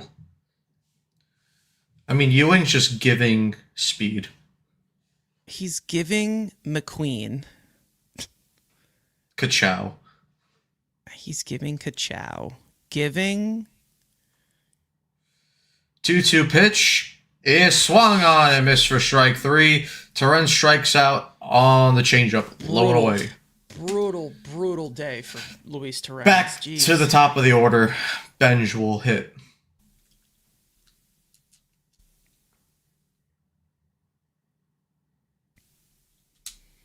Brutal. All right, Benj. First pitch to Benj. Hits the zone for strike 1. Benj has 2 hits today. 2 for 4 with a stolen base also. Come on, kid. Thought he was a bust. Kind of is, yeah. Come on. 0-1 pitch to Benj. Is hit up the middle. Base hit. Ewing will round third, and he will come around to score. And the Mets win the ball game, and they take the series as well. Carson Benj with the walk-off hit, and AJ Ewing comes in to score. The 2 Mets rookies combining there for the base or for the game-winning play. Mets win 3-2. Your final score here from Citi Field. We have a winning streak. Woot woot! We go for the sweep tomorrow. Yep. 1 o'clock or 1:10 start tomorrow. Did they announce? Is it going to be an opener tomorrow, or did they announce who's? Oh no, McLean's pitching tomorrow. Okay. McLean, yeah. So you'll get McLean versus McGonigal, the 2 Rookie of the Year candidates. And Rafael Keider Montero. I thought it was Rafael Montero for a second. No, Keider Montero will pitch tomorrow for the Tigers. But hey, everybody, so obviously there will be no post-game show tomorrow. No post-game show tonight because I didn't get to watch a ton of the game. But thankfully, I got to watch the best part of the ball game, the Carson Bench walk-off hit. Yeah, you didn't really miss much. Yeah. So, but anyway, guys, thank you guys so much for tuning in for today's watch on post-game coverage. Make sure to subscribe for live episodes of the Mets Weekly podcast following every single regular season series. If you guys did not check out the last edition of the Mets Weekly podcast, Carson and me both recorded that a couple nights ago or a couple afternoons ago. We broke down the last series of the Mets, of course, lost 2 out of 3 in Arizona. If you guys didn't check that out, make sure you do. And also in a couple days on Friday, a couple hours before the Yankees series officially gets underway, Carson, Frank, and maybe Andrew, again, depending on timing, will break down this Tiger series. Maybe he'll talk about a sweep, but right now, at minimum, we have a series win, which is important right now for where this team is. For those of you watching on playback and want to join the conversation in the future, make sure to turn on post notifications to not miss when we go live. Of course, I'll be for the next game tomorrow, the series finale against the Tigers. 1:10 start. We will be live 10 minutes earlier at 1 o'clock. And, of course, that will be McLean versus Montero on the Men tomorrow. Make sure to follow Mets Weekly on X and TikTok. Follow us individually. The links are all down below in the description. And, as always, guys, let's go Mets, and we'll see you next time. Peace out.